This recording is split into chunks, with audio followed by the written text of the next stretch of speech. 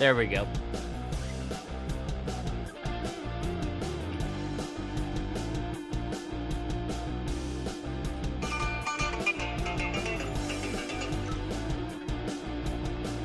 I need to fucking... All right, we are live, ladies and gentlemen. We are all over the fucking place. We had a little technical difficulty, and this was supposed to fade itself out. The music was, and it's not, so let's do that. All right. Well, there we go. Well, it turned to be a little bit of a shit show. We had some feedback issues that we had to work out, so we are currently 1 minute late, so we apologize for that. But welcome to the podcast. This is Bones Unfiltered Podcast. I'm your host, Bones. This guy right next to me is Jonathan Hendrix, and I'm happy to have him on the show today.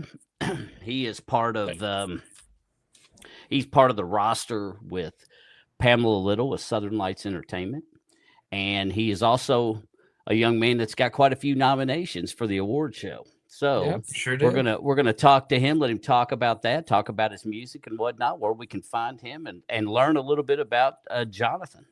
So Jonathan, just before we get started, you know, he's a singer and songwriter based out of Knoxville, Tennessee, and you can find him on Jonathan Hendrix Music on Facebook, as well as I'm sure a lot of other places, which we'll let him get into. So without further ado, let's welcome Jonathan Hendrix to the show. Thank you for having me. It's awesome. It's my good first to see podcast, you, brother. so. Oh, no shit, is it really? Yeah.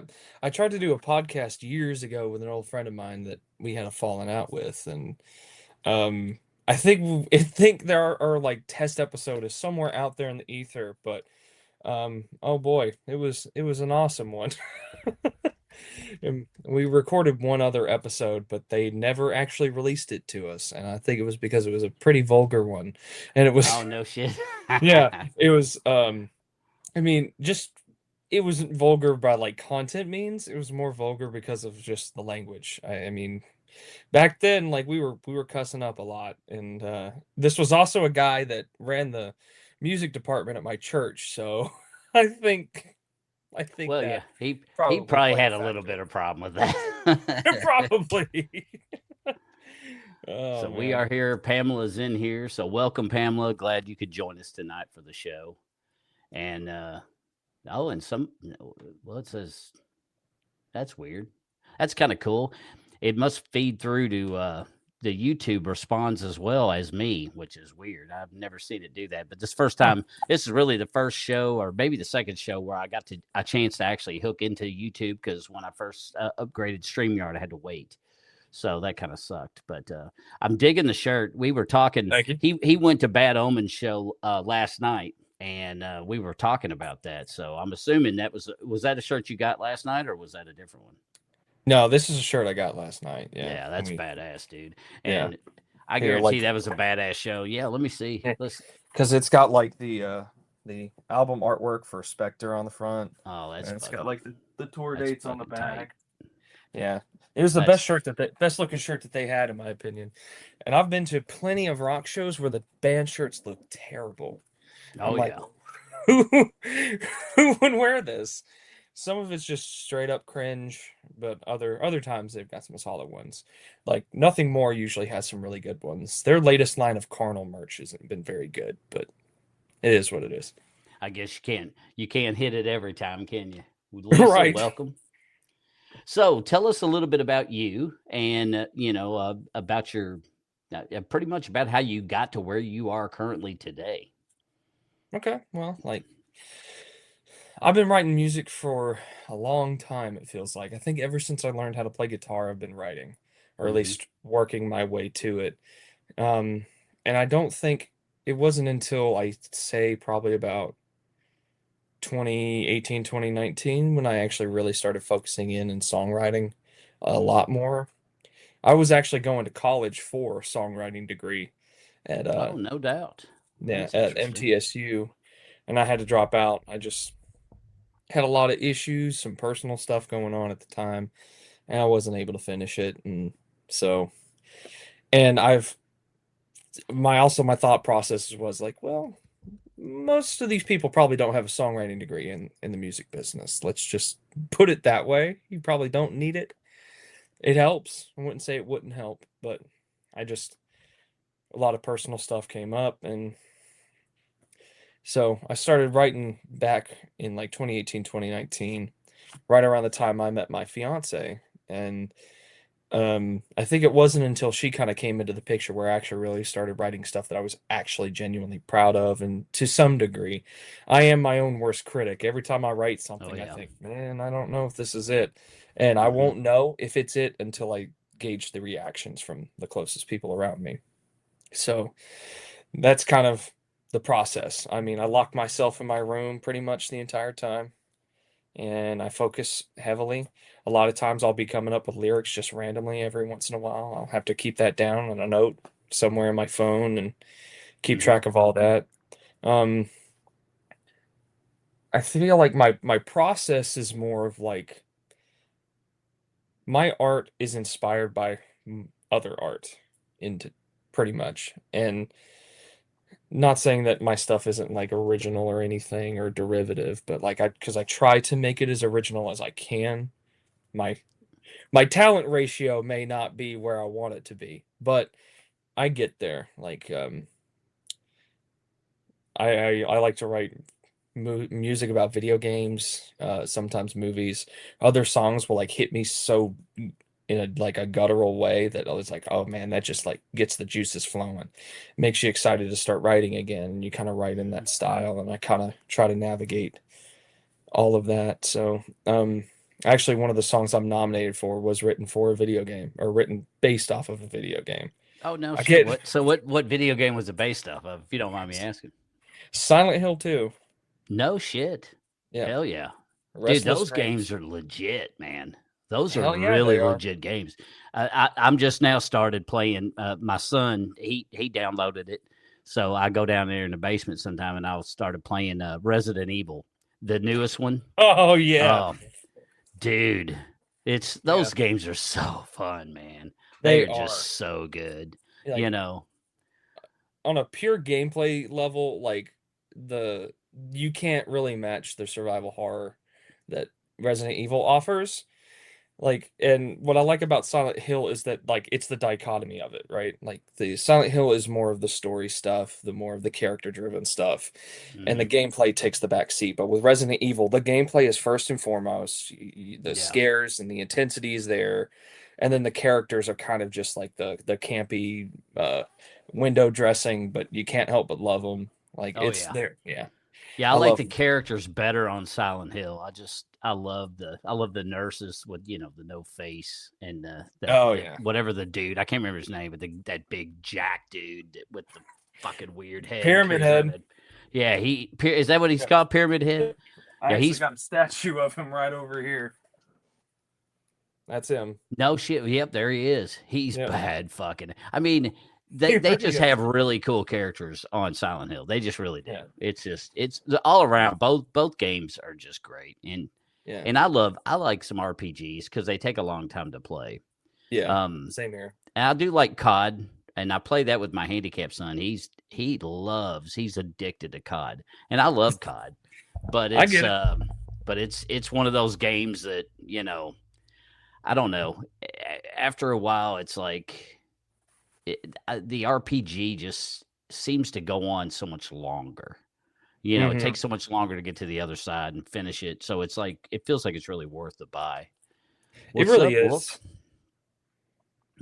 I thought Wolf was going to be doing a podcast, but she jumped in here too. So did Lisa. Welcome, Miss Lisa. Okay.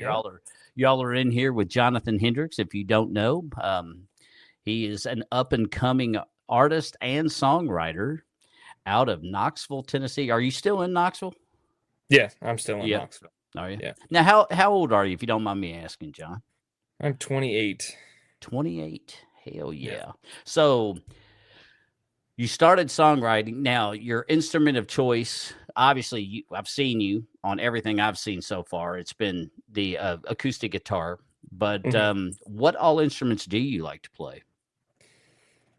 I like playing drums and bass. I'm Hmm. not good at them particularly. Right. Um, I can fake it till I can make it, kind of Well, so thing. you're But further along than I can. I would. if I can play a mean air guitar. I can throw some shit down on some air guitar. Oh yeah. Oh yeah. But other than I that, used to I've could got about too. as musically talented as a turd. So, that's why I podcast, and that's why I Right. band manage is because I ain't I ain't the real deal when it comes to that. Is he country? Is what Miss Judy wants to know, and that's an interesting question because your genre is. You definitely have a different kind of a different sound. So, like, what would you classify yourself as, genre wise? I've struggled with figuring out what it is because I have a love for all genres. Like Yeah, if you're I like happen me. to yeah, if I happen to write a country song, it happens. I mean, I'm not Hmm. gonna tell myself not to do that. But I mean, as of right now, I'd say just from the stripped like performances I do, it does seem more singer-songwriter type stuff. But Hmm. the vision in my head is to be more of like an alternative rock band, Hmm. things like that. Maybe even getting into some heavier like alt metal kind of like in the Bad Omens genre kind of thing. Right. Like another one of my big influences is the Silent Hill 2 composer Akira Yamaoka. The music he creates for those games are just they're on like two different planes of existence. They are either the most beautiful thing I have ever heard in my life or the most like nail biting like shrill nails on a chalkboard industrial sound that just drives its way into your skull. Like he has two modes and he nails them perfectly. And like I was saying about Restless Dreams, like the style of his song Theme of Laura is kind of what inspired the sort of musical base of that song. Um, and a lot of his other like works that he did for the later Silent Hill games where he had Mary Elizabeth McGlynn on singing and doing some songs with them and kind of that lyrical style kind of bled into that song. And I was with Restless Dreams, I wrote it from the perspective of the main character of Silent Hill 2 in Hmm. mind and kind of to chronicle his story because it was a game that when my fiance and I first played it, I mean it just by the time we put the controller down, it was heavy. Like we had to really sit with what we were doing for like 18 hours and like contemplate the whole like passage of time, like everything that we went through with this character, thinking like, oh, we really want to see him uh to get over the death of his wife and then come to find the twist and it just recontextualizes the whole entire journey.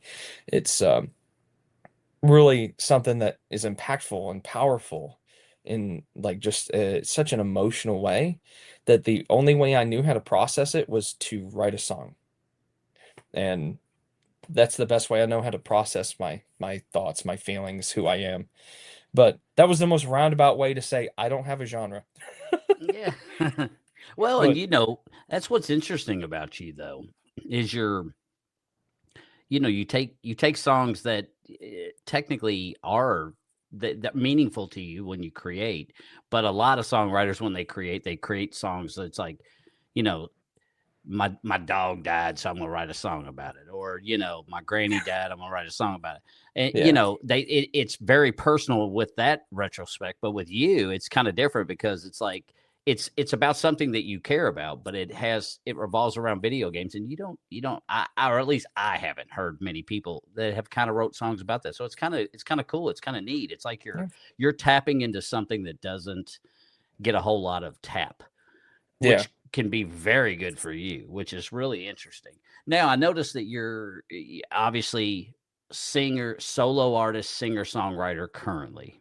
So what's your plans for the future? Are you wanting to kind of stay singer songwriter and do the kind of the solo thing, or are you looking to actually kind of get into the whole band aspect? And if you do, are you going to want to keep it kind of the Jonathan Hendrix band, or maybe a band name, or are you wanting to eventually maybe evolve into an actual band, like one name, the whole conglomerate is the band? What's your thoughts and process on that?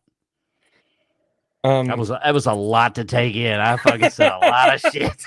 it's okay. It's okay. I work at a pawn shop, so I have to take in a lot all the time. So Well, there you trust me, go. So this I've should be easy then. yeah, hell yeah. Hell Um, yeah. So, but I mean, I do eventually want to have a band. The Mm-hmm. idea of being a solo artist is, I don't know, it just doesn't sit right with me. Mm-hmm. Sure, I mean, I write all my own stuff and Mm-hmm. just by myself. I've never really had any help. But other than I have a couple of songs I recorded with an old producer of mine. He played the drums because he was a better drummer. Like Mm-hmm. as far as like the musical direction and the lyrical approach, it's usually just me. But like the idea of being a solo name or a solo act just feels a little too like I guess egotistical. And I want to avoid that entirely. And Mm-hmm. I would prefer to have like a band with me who are more competent at their instruments than I am. That way that there is actual input that is valuable that will bolster what I'm writing lyrically. Because the first thing I care about is making sure that the songs I write are telling stories that like connect with people, Mm-hmm. um, and connect to some degree and tell stories, basically. That's the most important thing with me. Like if I never had to write another guitar lick again, I could probably live with that as long as I got to perform the songs and Mm-hmm. they're my lyrics. That's my thing. Though that is the one thing that I hold in high esteem for myself is that I take very, very big pride in what I write because I don't just write anything that isn't true to me to some degree. Like Mm-hmm. like I said, I do write about video games, but I do have personal things in my life that um I write about too. Another song that I'm nominated for, Hero, is about something very personal to me and something that's happened to me personally that I won't get into for what's the word? Um You want to keep that to for yourself. That kind of you want posterity to hold that reasons. near and dear to your heart, and Yeah. it's for you. It's not for everybody else. Yeah. Cuz Well, and there's nothing wrong with that. I can respect that big time. yeah. And I've always kind of found it kind of takes the mystery away when you explain the songs. Mm-hmm. And I want people to like interpret it in their way and have their own meanings because that's the magic of music, right? Because I can listen to I don't know, I can listen to any Radiohead song and take away something from it, and then my fiance will listen to it and have something totally different that she implies with it. Mm-hmm. Um, Mm-hmm.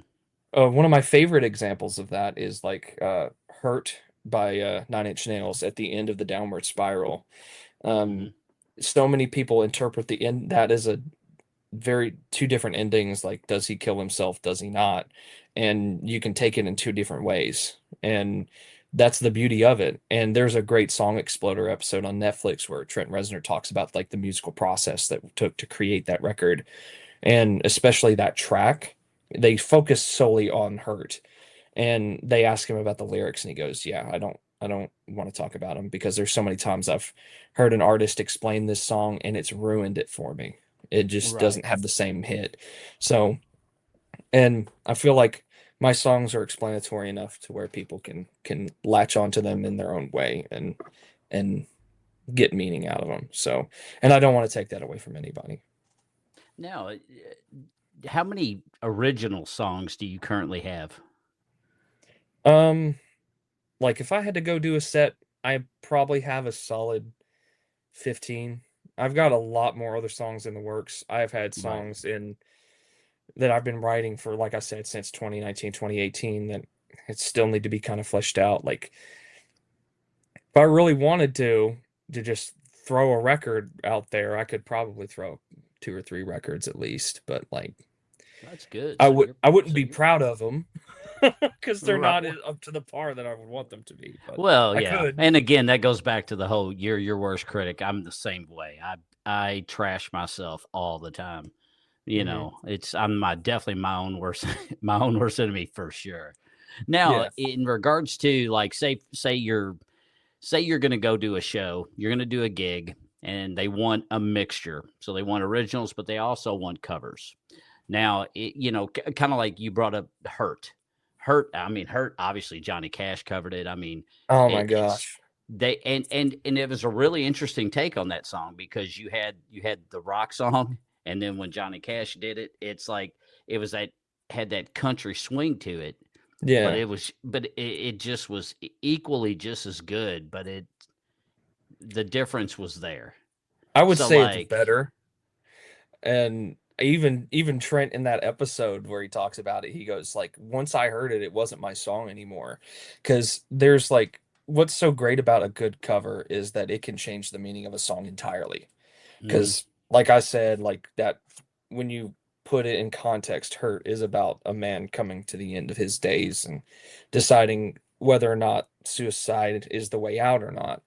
But when Johnny Cash sings about it, it is a man reliving every moment of his life before he passes away mhm. and all the mistakes that he would change and all the people that he hurt. It's all coming back to him.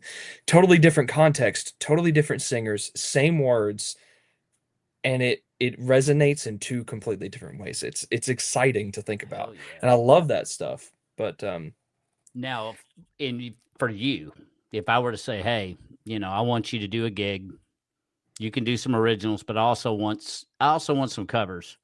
What would you throw at me that would be your choice of covers that you would like to do? oh man, I don't know. I've really thought about it. Um the first show I did in December, that was my first show in 6 years.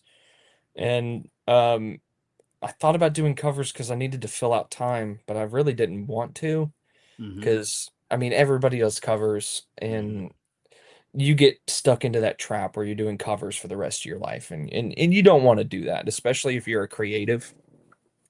But of course everybody wants them. Like one of my go-tos, like anytime I pick up an acoustic guitar, I play Wish You Were Here by Pink Floyd without hesitation. It's the first one of the few songs that I like know front to back, heart to Mm-hmm. heart, and it's That's a my good favorite song Pink too. Floyd song too. Yeah, it's a badass So song. yeah, it's Big really time. heavy. That whole record is just heavy. But that would be one. I kind of toyed around with doing Rooster by Alice in Chains in a more subdued manner. Because that's actually how my fiance and I sort of met, was because of Alice in Chains, so I owe a Oh, lot to no them. shit. Yeah, we met on Tinder. No shit. Yeah, not the most romantic story, but um my Whatever works. yeah, there was a buddy of mine when I was talking about the podcast thing that we were doing earlier, Mm-hmm. that I no longer talk to. We were exchanging ideas on how to like actually find somebody worthwhile on Tinder.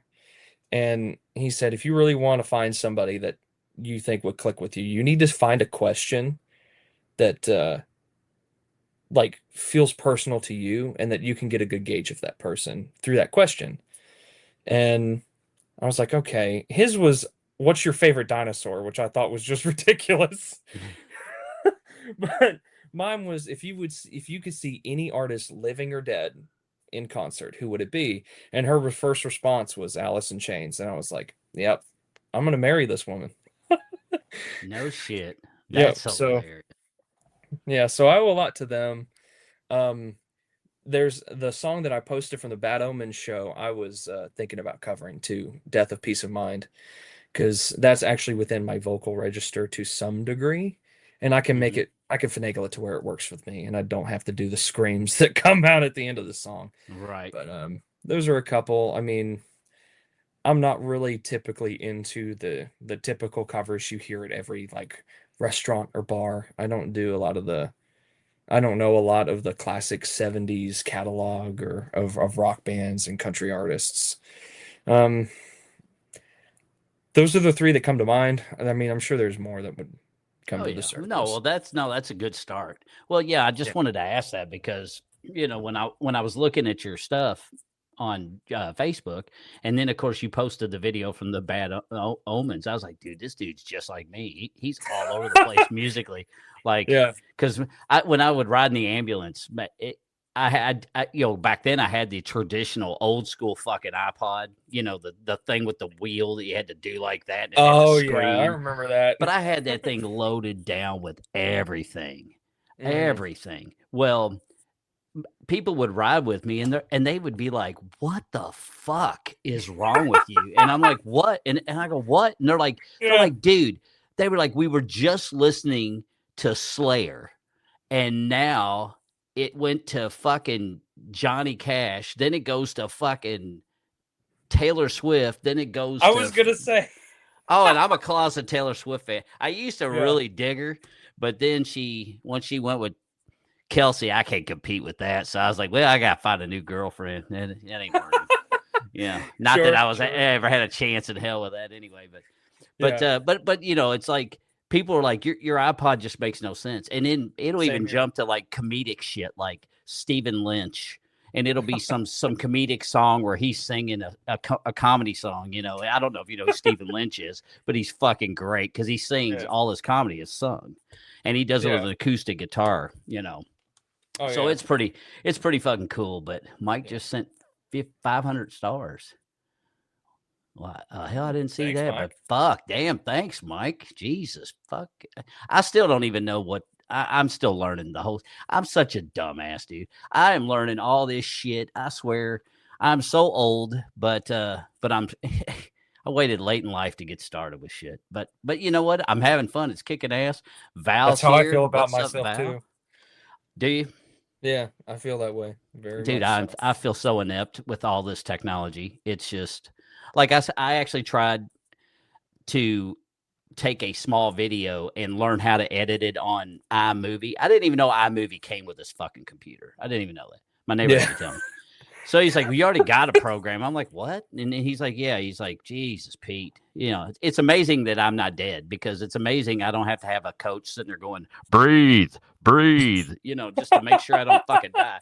Because everything I got to do. Pam, she's helped me. This Wolf, she's helped me a bunch with learning this technology. It's just like, golly. But you know what? I'm getting there. It's slowly but surely. Pam's so awesome. Welcome. Just to let you know, the guy Mike that gave us the stuff, he's in here. If you don't know him, you can check him out, especially if you're into the blues.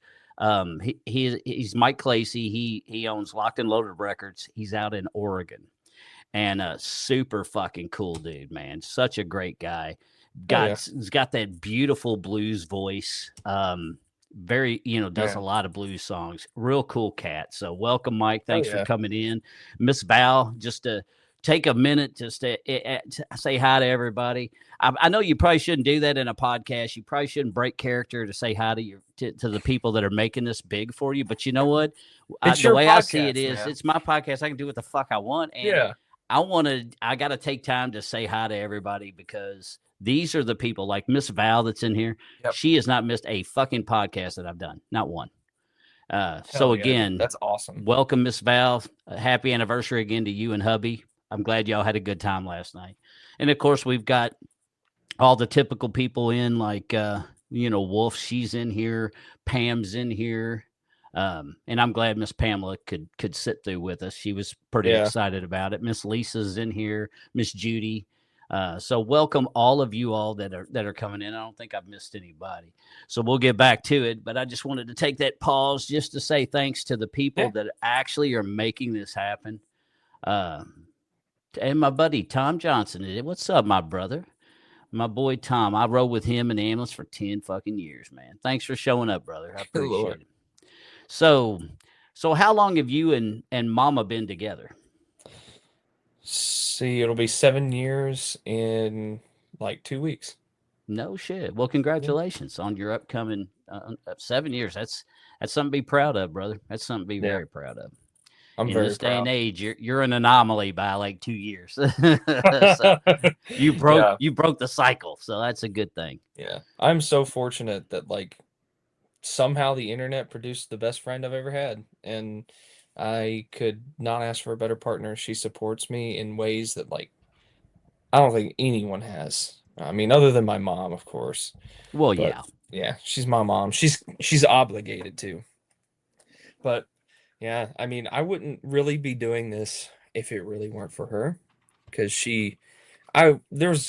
for a long period of time I was just writing songs for myself and just keeping them in here, and I would play them for her, and she loves them, and she genuinely loves them too. She's not just telling me, because I know when Right. she's lying, and I know when because she doesn't lie. Yeah, but yeah, and she's just been my biggest champion. Her and my mom, they've really pushed a lot for this, and they're pushing me out of my comfort zone because I am a very introverted person. And of course, like the pawn shop, working with the public all day long, it kind of forces you out of your shell. I was going to say it's But interesting that you're so introverted because pawn yeah, shop would be you got to deal with people. yeah, you do. And they're because there's nothing better than sitting in my room and relaxing. It just recharges my whole body, and it just kind of helps me refocus things. And they've both pushed me like, hey, look, you need to get out there, you need to start doing this. And Mm. I've reluctantly gotten to the point where I'm like, okay, I'm going to start actually working towards it, because I'm 28. It's like we were saying, like we got started late in life. Most artists that are popular nowadays were popular at 18, 19, 20 years Yeah. old. Like, I mean, Billie Eilish was popular before she was even adult. And Yeah, she was like what 15 or some shit, and it's yeah, yeah, already made way more money than I'll ever see. yeah. She swept the Grammys at like age 17, and I'm like, that is the most insane feat ever, and I'm so happy for her because that album is incredible. I love Billie Eilish. She's awesome. Um, but like so I'm getting like a late start, and that kind of makes me feel like, oh, I'm not going to get there. Hmm. And I do want to eventually try and get there, but Now, I mean, what's your girlfriend's or you're not married yet? Did I ask that? not married. Yeah, Yeah, we're engaged. engaged. That's right. It was Yeah. engaged. That's right. I couldn't remember what when I asked you earlier. Yeah. What's Mama's name? Shania. Oh, so this is her. Well, she says, "I love you, Jonathan, and I'm very proud of you." So I just want to throw that comment at you Aw, and welcome Shania. That's I love you too. we're glad you're hanging in the room. So she's probably what is she sitting on the other side of the door? Um, Be good, no, Mike. she's not. Thank God. No, I thought That maybe would she be was kind sitting of there. She was all doing like this. no, no. Be good, Mike. She's in Thanks there for now. stopping in, brother. I appreciate you very much. Thanks for the 500 stars. Yeah, I tell that's you a what, lot. I'm actually making stars now. I know, which I have to learn all that good stuff, but that's a good thing. Yeah. So this podcast seems to be going pretty good. See, I got Miss Pamela that's pushing me to do podcasting, Hmm. and I'm glad she did because I do really enjoy it. Now me, I'm like you. I'm like, yeah, my podcast sucks, and I know it doesn't suck that bad. I mean, but Yeah. they're like, you got a radio voice, and I'm like, I see. I think I have the worst voice ever. I think I have the most horrible voice. I That's can't how I feel stand about it. my singing voice. Do you really? No Really. shit. Yeah. I think every little imperfection in my voice just stands out so bad. And like I've gotten a lot better than I was. I'm not gonna say I haven't like worked, but like it's the hardest thing it's the thing I struggle with the most is the singing part. Like Hmm. if I could just sit in the background and play the guitar and then have someone else sing my lyrics, I'd totally do it. But as of right now, I don't really have anybody to jam with or that Right. meshes with me well enough for us to like actually have like a cohesive band thing. And Yeah. and that's the hardest thing when I write these songs too, is like I write these lines and I'm like, I really love what I'm saying, but I just don't know how to say it. And the melody might like I'm always worried that the melody sounds like too much like someone else's, because like I can't create my own melody. Like if you gave me a song to sing, I could probably make my way through it Hmm. because the melody's pre-established. But like I can't like it's so hard for me to come up with an original melody that fits a song really well. And but I mean I try. That's all I can do. Well, hell, that's all. That's all we're both doing right now is trying, and we're doing pretty Yeah. damn good, I think. So, Oh but yeah. we're going to take a second just to pause for this Sure. commercial announcement, and this podcast is brought to you by Southern Lights Entertainment. So, if you go to www.southernlightsentertainment.com, you'll go to Miss Pamela Little's page, and it is badass. It's a new website, Yep. folks. So go and check it out. Definitely When you're in there, you can see the roster of all of the wonderful talent that Miss Pamela has on her roster sheet, as well as Mhm. all of the people that were nominated for various awards. Like this young man sitting right next to me, Jonathan Hendrix, is up for. He is up for the Solo Male Vocalist of the Year. He is Mhm. also up for Songwriter of the Year, and he is up for Rising Star of the Year. Yep. So, if you don't know Jonathan, I want you to go to Facebook, find Jonathan Hendrix Music, and check out some of his videos. Then you go to southernlightsentertainment.com. Yeah. You can vote now. You can vote often as you want, all the way up Yeah. through September until votes are tallied. And once they're tallied, then this young man right here is going to be at the award show with this ugly mug, and he's going to perform 2 songs during the award show. Now, John, which 2 songs have you determined what you want to throw out on everybody, or are you still kind of in that process where you're trying to see like what's going to be the best fit for you? Yeah, I've already decided. Have you? I'm also nominated for 2 more Oh, you are. awards. I missed Yeah. some then. Yeah. Well, So please let me know. Yeah, let me know what the other 2 are. yeah, I'm nominated for Song of the Year twice. I have Oh no shit.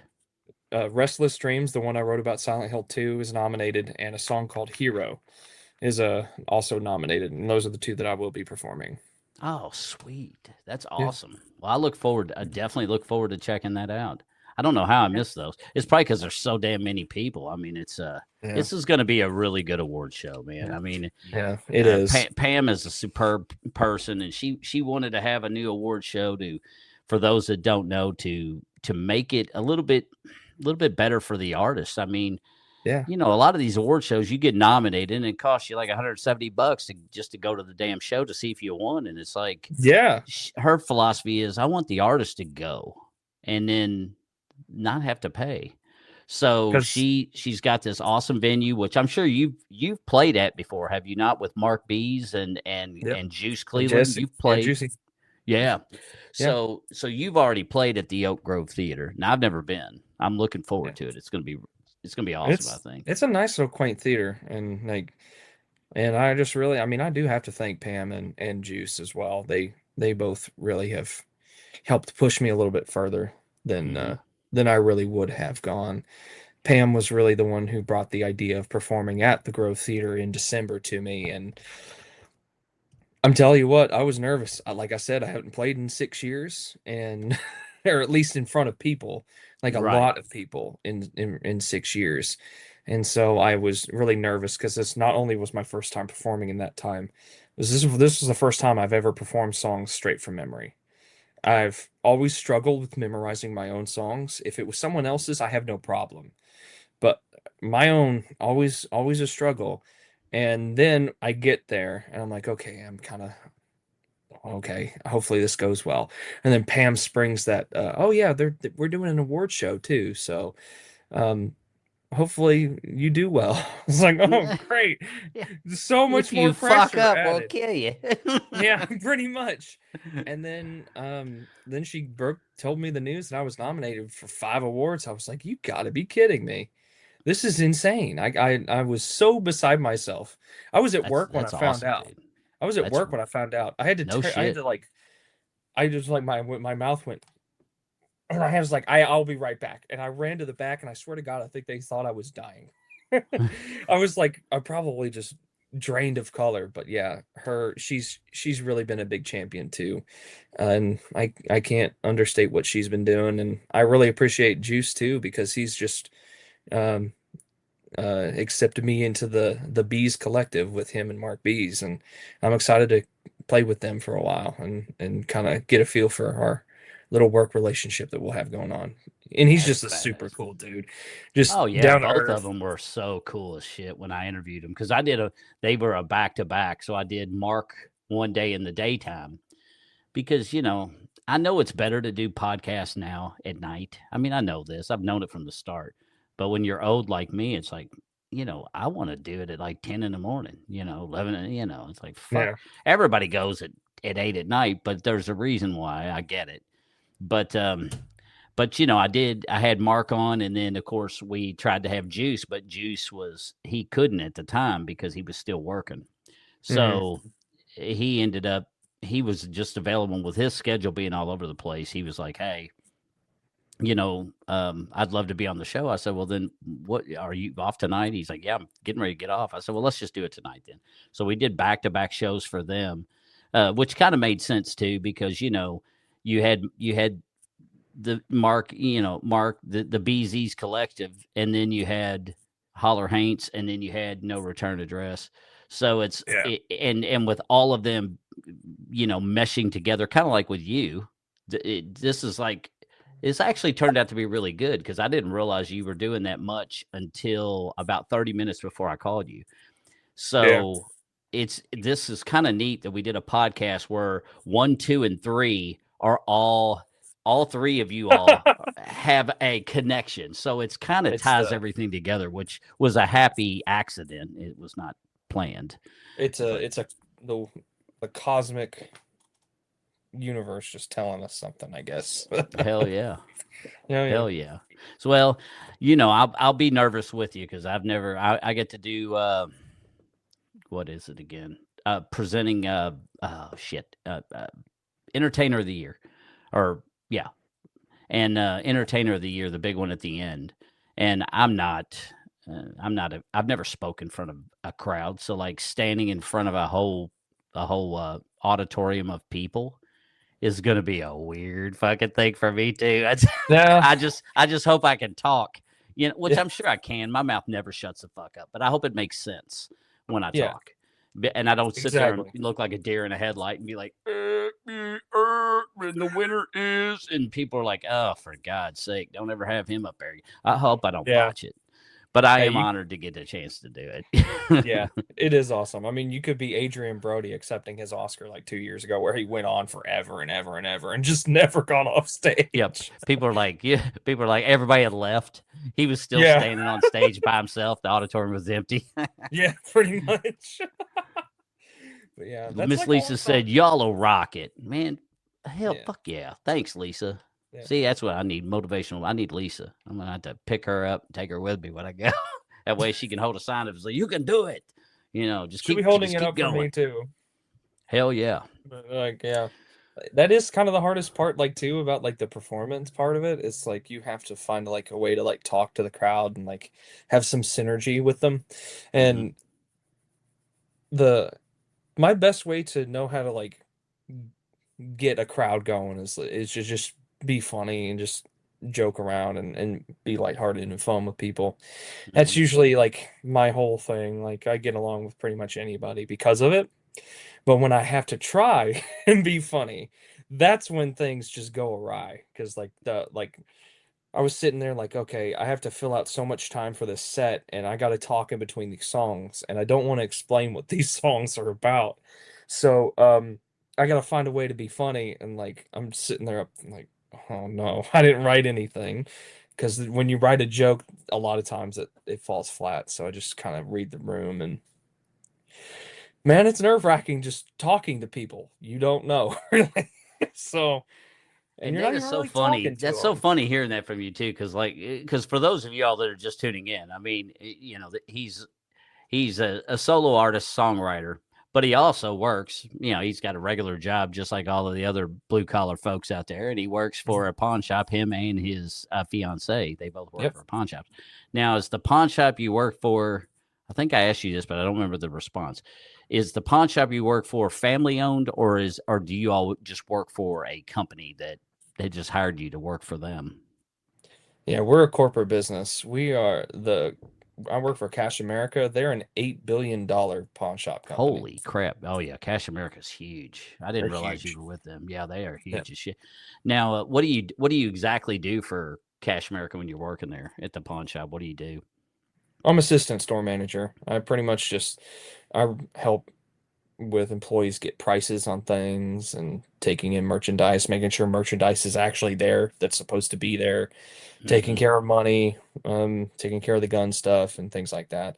It's just pretty much just a general man, it's a manager's role. I'm just Hmm. managing a bunch of different people, but I'm also get the perks of being a pawnbroker too because we work on commission. So that right there, the money motivates you to actually get out of your shell and try to uh talk with people because if your paycheck depends on it and your car payment depends on it, you got to do what you got to do. So, That's and that's there's really people have done interesting. far worse for far less. So, Oh yeah, like like I didn't know they worked off commission.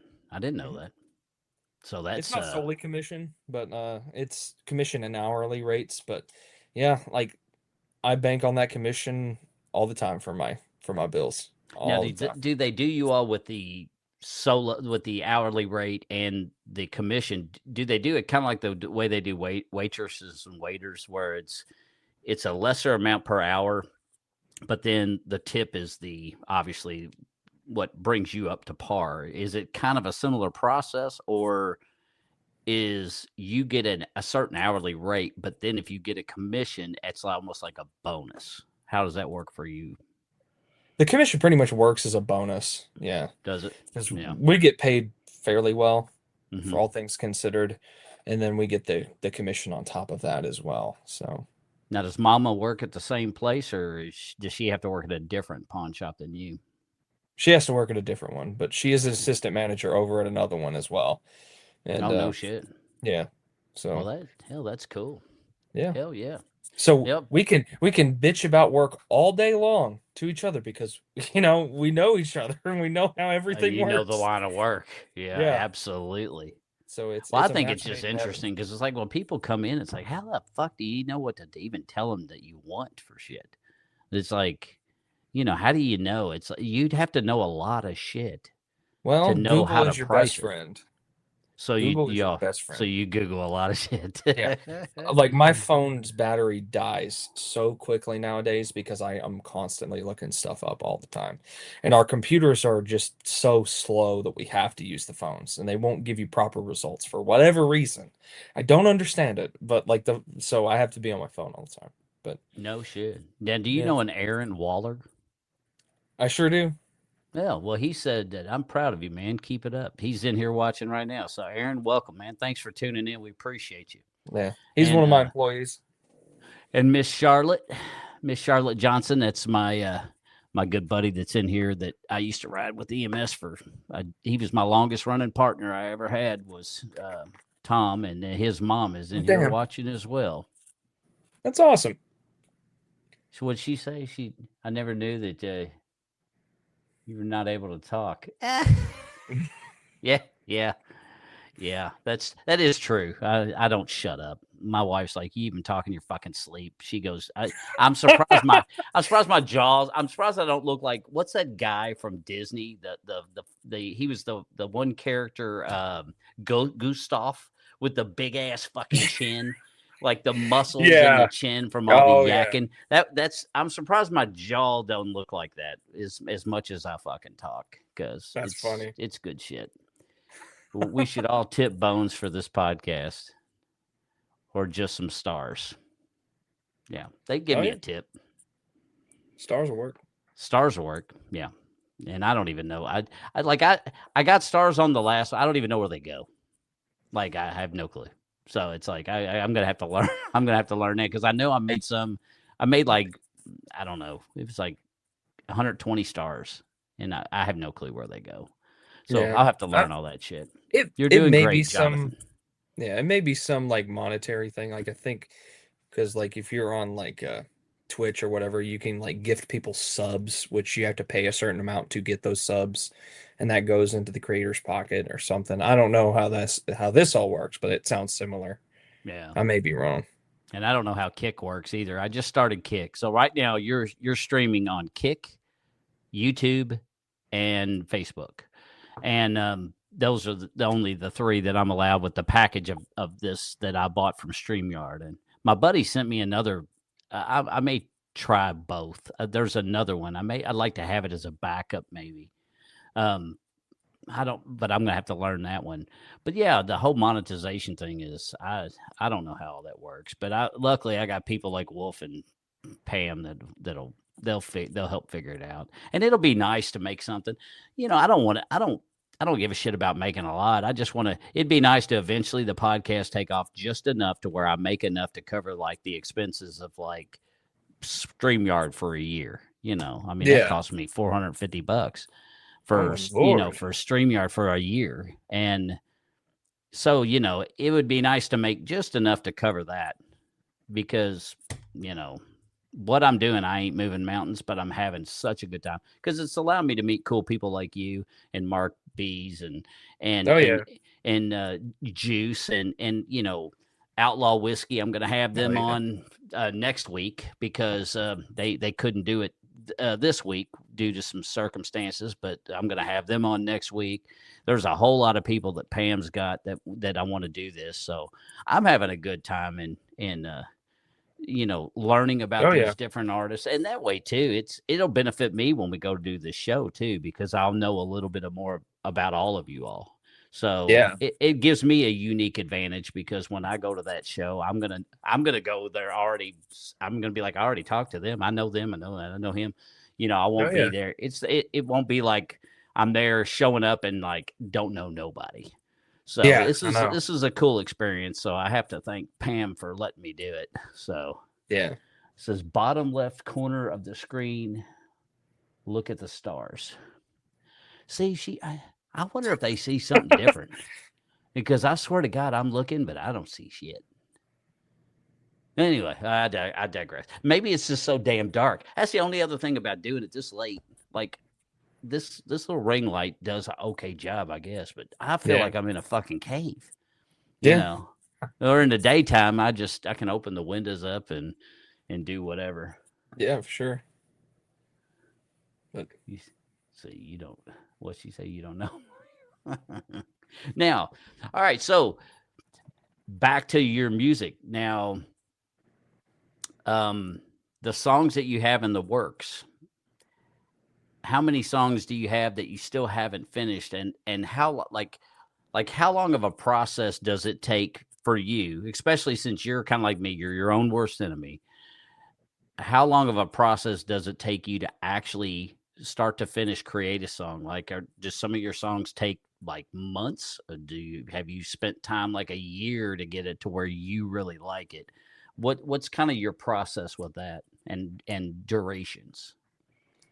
I think it really depends on the song. Because certain songs just come naturally, Hmm. like almost too easy. It's not to keep like mentioning other artists, but like the artist, like the writing experience and hearing people talk about their creative process is just fascinating. When Hmm. Jimmy Eat World wrote the song The Middle that like broke them out, and I remember watching an interview where they said like it almost didn't feel right. Like it just felt too easy. They said that the song just came to them naturally and then they recorded it and it ended up being their biggest hit ever. And sometimes it's like that. Sometimes I'm like, okay, yeah, this is all very solid, cohesive, just Hmm. great stuff that's just come out naturally. Other times, like it's pulling teeth to get just one line right. I mean, to thinking about how many songs I've got in the works, I mean, I've probably got hundreds, Oh hundreds no of stuff. shit! Just Wow. not even completely complete. Like I've probably got like a verse here, a chorus there, a couple of lines here and there, and stuff that like just words and like phrases and sentences that really like capture my attention. I'll Hmm. write them down and keep them in case like they fit somewhere else later on down the line. But um I found that lately my the best writing process for me is usually just sitting down with my guitar and writing as I'm playing. It's because a lot of times when the music is developed first and then the lyrics later, or Hmm. vice versa, they don't mesh for whatever reason. Like I Right. have this one guitar riff that is so gorgeous, and I cannot fit it in anything. No matter what I try, I can't find anything that fits with it. Um, but those tend to be the best songs, are the ones where like the music and the lyrics develop together naturally. And so usually on those nights I'll like get home from work, I'll like and eat. So I'll be done by like 7:30. And then I'll be spending the next 3 or 4 hours, sometimes 5 hours, just writing, messing around with melody, messing around with lyrics and whatever to try and get it all right. And sometimes sometimes it finishes, sometimes it doesn't, sometimes it bleeds over. I mean, I don't really have necessarily one like specific like time where these songs get finished. Other times, like there's a song that I'll have finished for years, and I'm like, I don't know, and I'll tweak like a line or two, and I'm like, okay, now it's perfect. Mhm. Like, there's some old songs that I recorded with my old producer that I'm really trying to rework back into my set lists. I've got three in particular, well, four in particular that are like really strong, but that was back when I really had no control over my vocal range. I didn't know what fit me well. Mhm. So I'm gonna have to try and rework a lot of those songs vocally. And I think one of them I'm gonna be trying to perform this Saturday.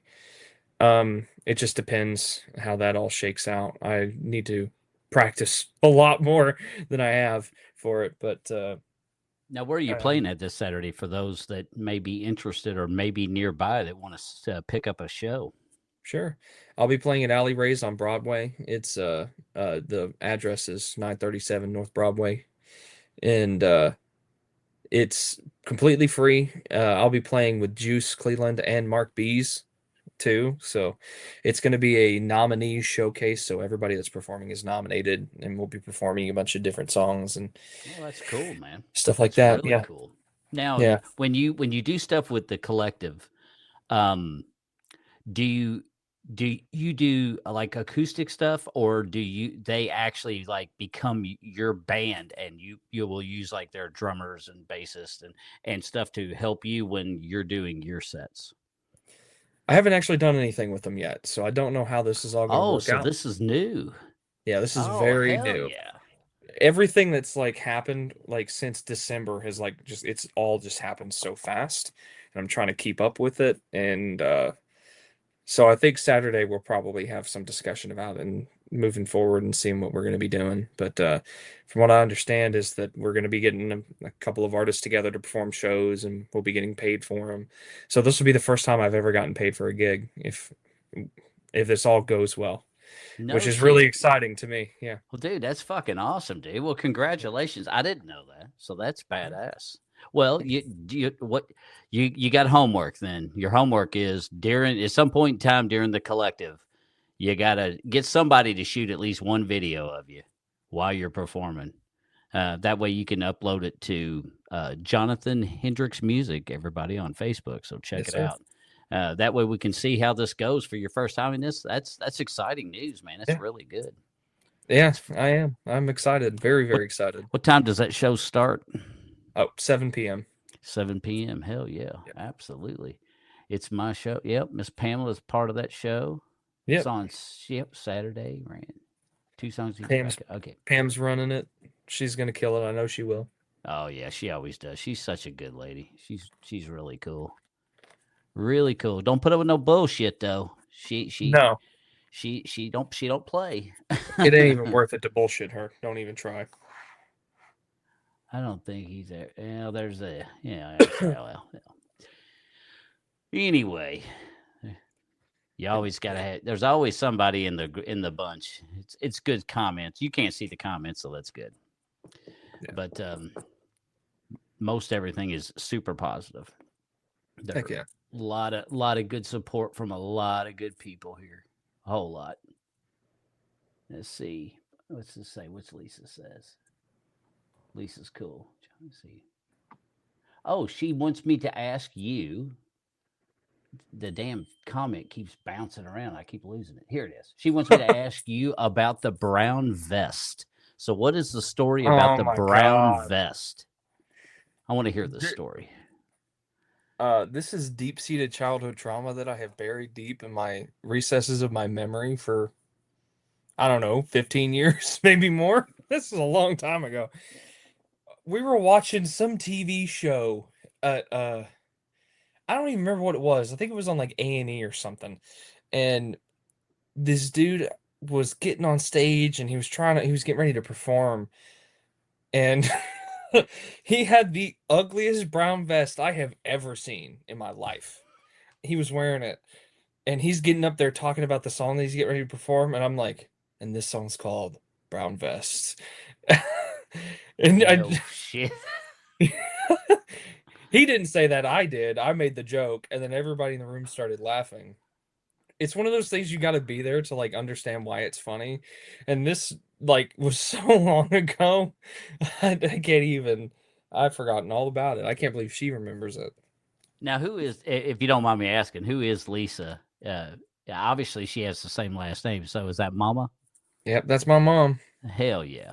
Well, Yep. welcome, Miss Lisa. Thank you for showing up and hanging out with us. And I appreciate you bringing up the brown vest and throwing him on the spot. We got to watch a few shades of color in your face change a little bit. So that Oh was Lord. that's always good. I've forgotten all about that. Like genuinely. But yeah. Yeah, she's my mom. She did the photography for my photos that are on my page. She's a Oh, great nice. photographer. Hell She's yeah. done, like we've talked about earlier with Nothing More, she did photos for them, and they're all great. Like I even think Johnny, the lead singer, has a photo of hers hanging in his house, which is really cool. Oh no shit. That is So cool. Well, then so it's by not you that proxy, has homework. Then it's Mama Lisa has homework because she's going to be the one that's probably going to be taking that video, or she'll two or three. she's mainly a photographer, so I'm sure she'll take some really good pictures. Hell yeah. I'll I'll probably have Shania, my fiance, do it. She did all the video work for my last show that I've Yeah, that's posted on the cool. page for all the songs I performed. So, Yeah, you definitely um, want to do that. Get yourself some content filler. You're going to have plenty of opportunity, and you're with a great bunch of guys to do it. So, man, yes, you got really lucky. That's awesome. That's really yeah, good. And for your first time, man, I'll definitely have to give you a ring and see how this went, see how you enjoyed it, yeah, and I look forward to seeing the video to see how it turned out. yeah. That's really cool. I'm excited. I'm really nervous again, but like fortunately, like half the set is going to be the same as the set I played. But I've got since the show, I've had a lot of inspiration, so I've wrote like 4 or 5 songs in like a couple of months, and that's the most I've ever written in a long time because it's gotten to the point with my songwriting where if I don't feel like the idea is good enough, I will abandon it. Full stop. I will not write a song that is a, technically a waste of time for me. And Hmm. if I keep working on it, then it's something that I feel like has legs. It has ideas that like really stand on their own. Hmm. So to have written 5 songs in 4 months is impressive for me, That's at pretty good. least. Yeah. Now, over your right shoulder on the wall back there. Is that a picture that you all drew? The one that's hanging on the door, this one here. Yeah. Uh huh. That's actually a RPX poster for A Quiet Place Part 2. I went to the theaters to see it when it came out and they gave it to me. Oh no shit. I was Yeah. curious. I was just curious. I was sitting there looking at it, and I was like, "Oh, that's interesting." I've got a whole bunch of like drawings on my walls from Shania. She's a drawer, she's an artist. So I would take you around if I'm working on my laptop. No, It would yeah, be it'd way be kind of clunky. odd. Be all like, "Okay, you Here, see take a look at this?" this. Um, we're both big SpongeBob fanatics, so I have a lot of SpongeBob fan art in my room. No It's shit. ridiculous. Actually, you know what? I will be right back. I gotta bring you this one. This one's really funny. All right, let's see it. I'm looking forward to it. Hold on. See if I can get this off the wall. Oh god dang, I didn't mean to put you to work. No, it's all good. All right. Is that a fucking watch hanging on your wall? Yeah, it is. That is fucking the most bizarre thing. I'm looking at that and I'm like, what the fuck? That's So awesome, man. there's actually a story behind that somewhat. Well, I want to So hear that too. What's the hell's the story behind that watch? so I first started getting into like actually watches because I'm a big watch fanatic. Like I love automatic watches, Citizen, I've got a whole case full of them, and it's because I've been working at the pawn shop that I started getting into watches. I don't know what it is. I like it. Anything that's sort of like, not saying watches are a bygone era thing, but like people don't wear like traditional watches as much anymore. And that stuff's just always appealed to me. Don't know what it is. Now, that watch was a watch that we passed on in the pawn shop. And because it was just, I don't even know. I think it was just, it's a cheap old Casio. We don't take stuff like this typically. We only really want like higher end or mid-range watches. And we didn't take it. And 5 minutes later, my dad walks into the shop and he said, "Hey, this guy just threw this watch on the ground. Do you want it?" I was like, "Okay, sure." So you all did not even. He's like, "Fuck this shit!" Bam, and threw it on the 100%. ground. It's 100%. That's what happened. And so this was technically my first watch. So I don't know why I've kept it. I've just hung it up there like this, and I don't ever think about it. And you bringing it up made me think about it. Well, But sorry about that. no, you're good. I see all sorts of. I spy with my little eye all sorts of fucked up shit. I'm telling you, like, I cannot have a single inch on my wall that's not covered, because to me, my room is my sanctuary. It's where I get to like represent the things that I love, because I'm a big media freak. I love film, I love games, I love music, I love it all. It's like I consume all of it that I can. But anyway, this is the picture. So I don't I don't know if you'll be as entertained by this as I will, but she drew this where SpongeBob is looking at the moon and handsome Squidward is the moon, and he's just looking at it in a very loving way. Well, there And you go, it's ladies and gentlemen. Who knew that the man in the moon was actually Squidward? I he mean, was. I learn something new every fucking day. That's awesome. Because this was the first ever piece of artwork I ever asked her to draw for me, because she's always asked me like, "Oh, what do you want me to draw? Let me draw something for you." I'm like, "I don't know. I can't really think of anything." I was like, "Okay, how about you draw handsome Squidward as the moon?" I thought that was just a stupid thing and it would be really funny, and it turned out even better than I expected. Oh, I she love did a great this. job. Yeah, So, she's Shania, you got strong work. I mean, yeah, that's impressive. And yeah, my SpongeBob would look like a little stick guy. He'd have like little lines and like right. weird hands and shit. That's what I Yeah. would draw. And speaking of the pyramid head earlier, she did a little painting of this. This is really hard to see in the photo Oh because it yeah, keeps I can see reflecting. it better now. Yeah. Now that you've She, angled it. Oh, dude, yeah. that's badass, dude. Yeah. This is awesome. This is what sits on my computer desk all day. This, and I can't believe I'm actually showing this. I actually had to take it down to see the TV sometimes because it's such a big photo. I have this on my desk. That is so random. It is random. So my this is a guy named Scott the Waz on YouTube. He pretty much does like bizarre random video game topics. And my fiance and I are both big gamers. That's like kind of one of the things that we bond over. That and music we bond over. Just like there's a connection there on a cosmic level. But so we got into him recently, and I was on his subreddit and somebody posted that they had a framed picture of him on his desk for like 5 years. He just randomly did it for himself. No reason why. And then one day his mom comes in and says, "Honey, is there something you need to tell me? Are you gay?" Because he had a random dude's picture hanging on, just sitting on his desk. And then he said, "I decided after that day to put it up." So I showed her that post, and then she had this brilliant idea. I think this was a Christmas gift. It was like, it's like, No "Here, I shit. want So you to have she this." made that for you? That is Yeah, hilarious. she just found a picture of him and just put it in the frame. And so like I sit it here when I have the space to do so.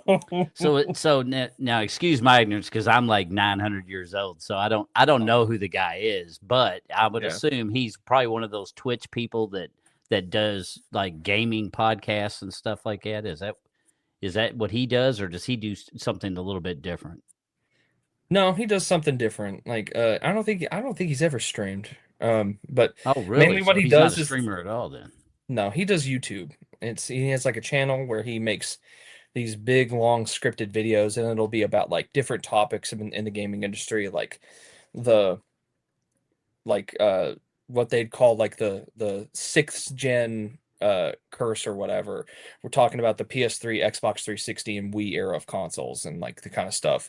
He did this big, long two-part documentary specifically about the Wii U console because he has some obsession with the Wii U that I don't understand, but he can like take the history of this console's development and the games that came from it and the trouble that Nintendo had kind of actually marketing the thing, and he made like a video about it.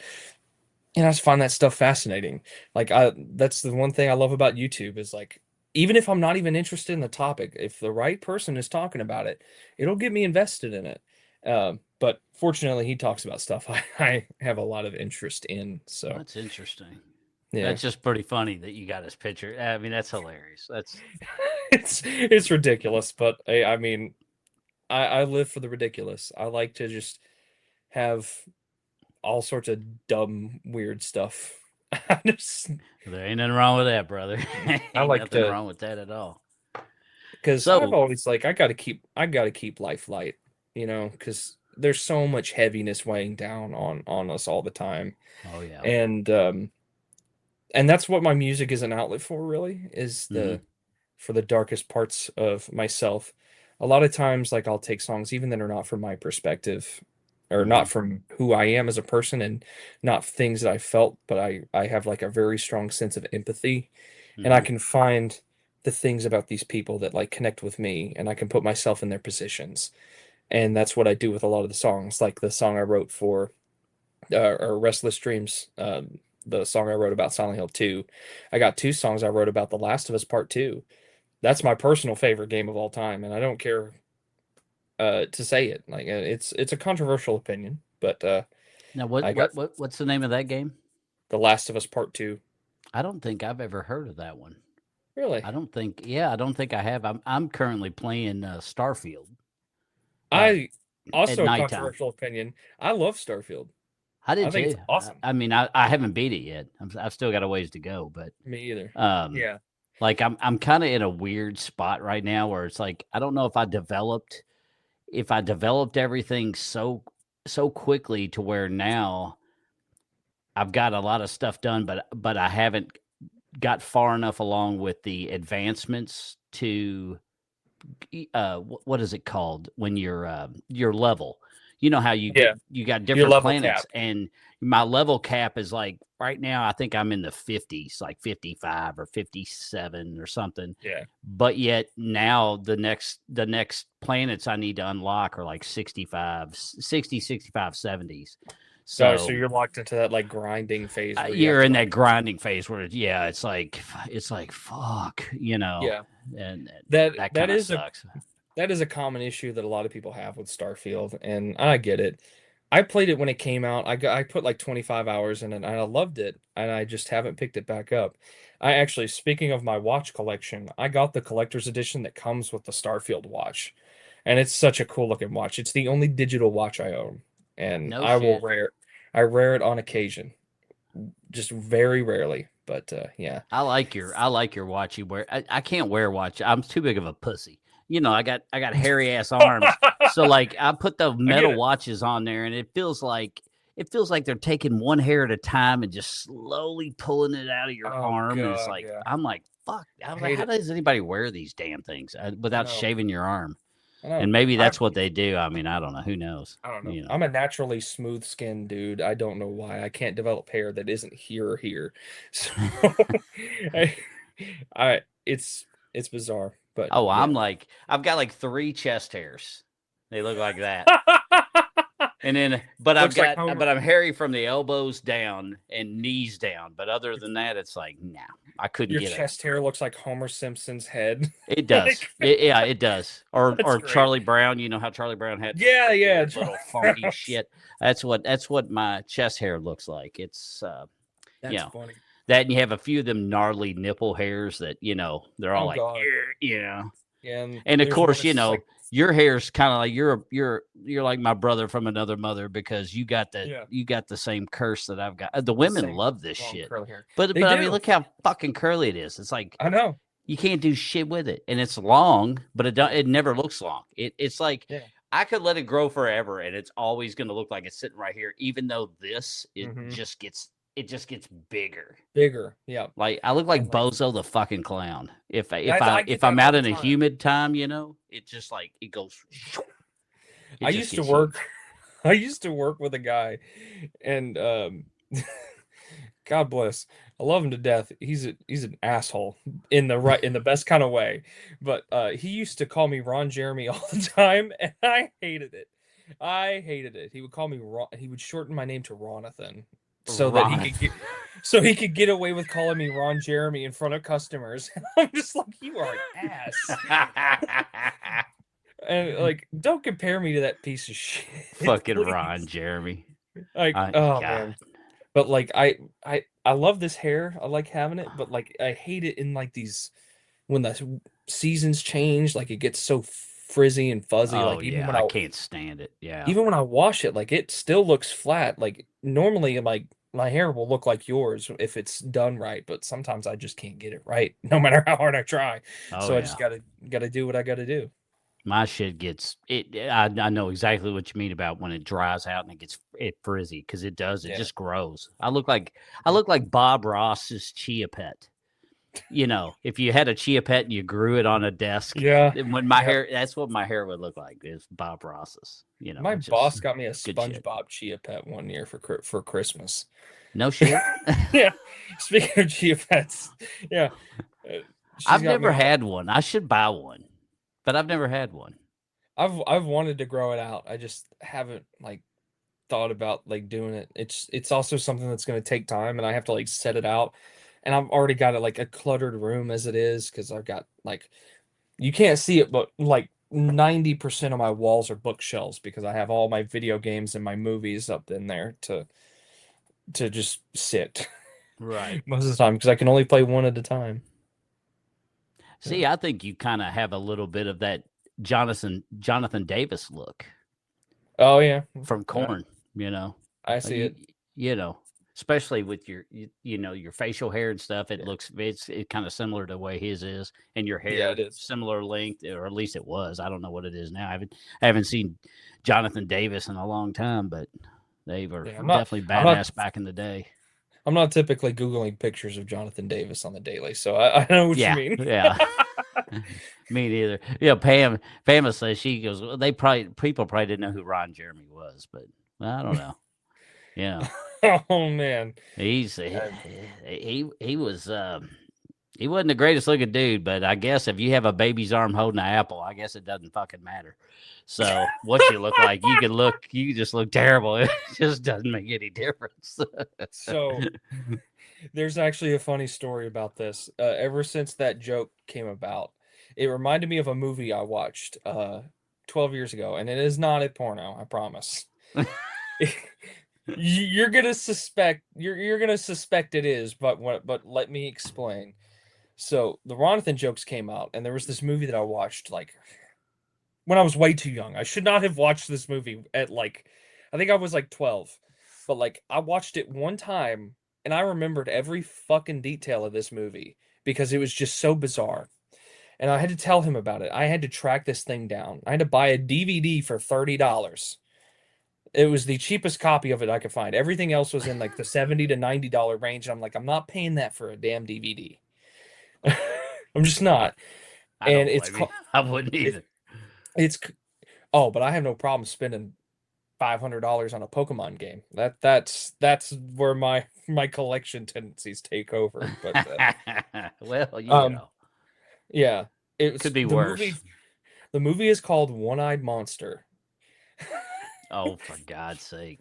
And it stars Ron. And it's Jeremy. not a porno. It's not a porno. I told you, it is not a porno, and it does star Ron Jeremy.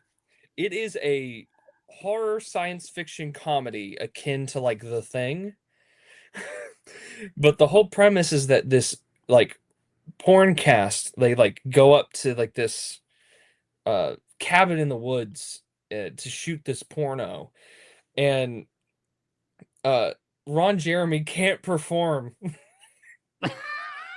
And he has to go outside he's like, I need to go outside, and it's snowing outside because he thinks that'll, get it to work or whatever. I don't know why. Or find the fluffer, one or the other. Yeah, find the fluffer. And out of nowhere, he sees like something in the sky that's like Aurora Borealis, but it's more of like a controlled beam, and it hits him. And then he goes in and he performs the scene like nobody's business, and his junk falls off after he does it, and he dies. And his junk goes around and starts killing the cast members off one by one. I have not seen that movie. Not saying I would watch it now just for the simple fact that I'd be like, what in the fucking I invited these two guys from work to watch it one time, and they never let me pick another movie again. I'd imagine not. They're like, yeah. Oh man, it was like everything I remembered it being. It was hysterical. Every detail was just ingrained in my mind for some reason. It is a very memorable movie. It is not a good movie. It is pretty bad, but it is bad good, in that funny bad range. Oh, hell yeah. You get a group of your friends together and you just riff on it the whole time. Oh man, that's the kind of movie. It's kind of like Mystery Science Theater. What was it, 2000 or whatever? Where you just turn the movie on, turn the volume off, and you just sit there and make up your own shit. It's just epically awesome. It's awesome. Yeah, I love doing that. There's a lot of kinship in that, and I love it. Is this a Juice ass? Is this a trauma film? TROM. Yeah, I have to admit I'm a dumbass because I don't know what a trauma film is. I don't know what a trauma is either. I'm gonna have to look that shit up. I'm gonna have to figure that out. I'm gonna look it up in incognito in case it's something I don't want to know and don't need to be put on a watch list for. What the hell is incognito? It's like I mean, I know what incognito is, but did you say it as though it's a thing? Like it's an app or some shit? No, you can go to Google and you can open up a private browser, and it won't tie to your search history or anything. Oh, I don't know how to do all that shit. She said kinship and Ron Jeremy shouldn't be in the same sentence. No, they shouldn't. Yeah, they really shouldn't. But in this podcast, it is. Okay, so a trauma film. It's sort of like there's a production company called Trauma Entertainment that was founded in the 70s, and they made schlocky B movies. So it's sort of like a Roger Corman type thing, where they're campy, weird. Yeah. So I get what he's saying. It's nothing bad. It's just the quality bad, yeah, but not anything questionable bad. So John Weber likes your shirt. He says awesome. Thank you. Bad Omen shirt, Jonathan. Hell yeah. It is badass. That video you posted was just killer, man. What a killer show, killer light show and shit. You've made it when you can afford all that shit. I know it was. And I thought it was crazy because when we were trying to get the tickets and it said they were playing Bridgestone, it's like, what? These guys just hit popularity not too long ago. Oh, is that where you went to the Bridgestone Arena to see it? Oh, no shit. Hell yeah. It was the best sounding show I've ever been to at the Bridgestone. I've always wanted to go inside there, and I've been out and around it a bazillion times, but I've never been in it. It's huge, I would like to because I heard it's nice. I heard it's really nice. Yeah, it is a really nice venue. I've seen so many bands there, but I've never seen anybody there. Now I've seen Dropkick Murphys was at the Marathon Music Works. Music Works. Thank you. Marathon Music Works. That's what. Now that's a cool ass venue too. That was nice. It is. That was a good venue. It was hard as fuck to find though. Oh yeah, it's not easy to find. No, it's like your GPS drops you off, and there's all these buildings. I kept walking in places, and they're like, "Can I help you?" And I'm like, "Yeah, I'm trying to find the concert." Well, it's not in this building, and I'm like, "Okay, thanks for the help." The next one, and never would tell you where to go. It's just like it ain't here. Okay, well, see ya. Because I went to see Nothing More at Marathon Music Works. In man, I think this was, when did Carnal come out? 2023?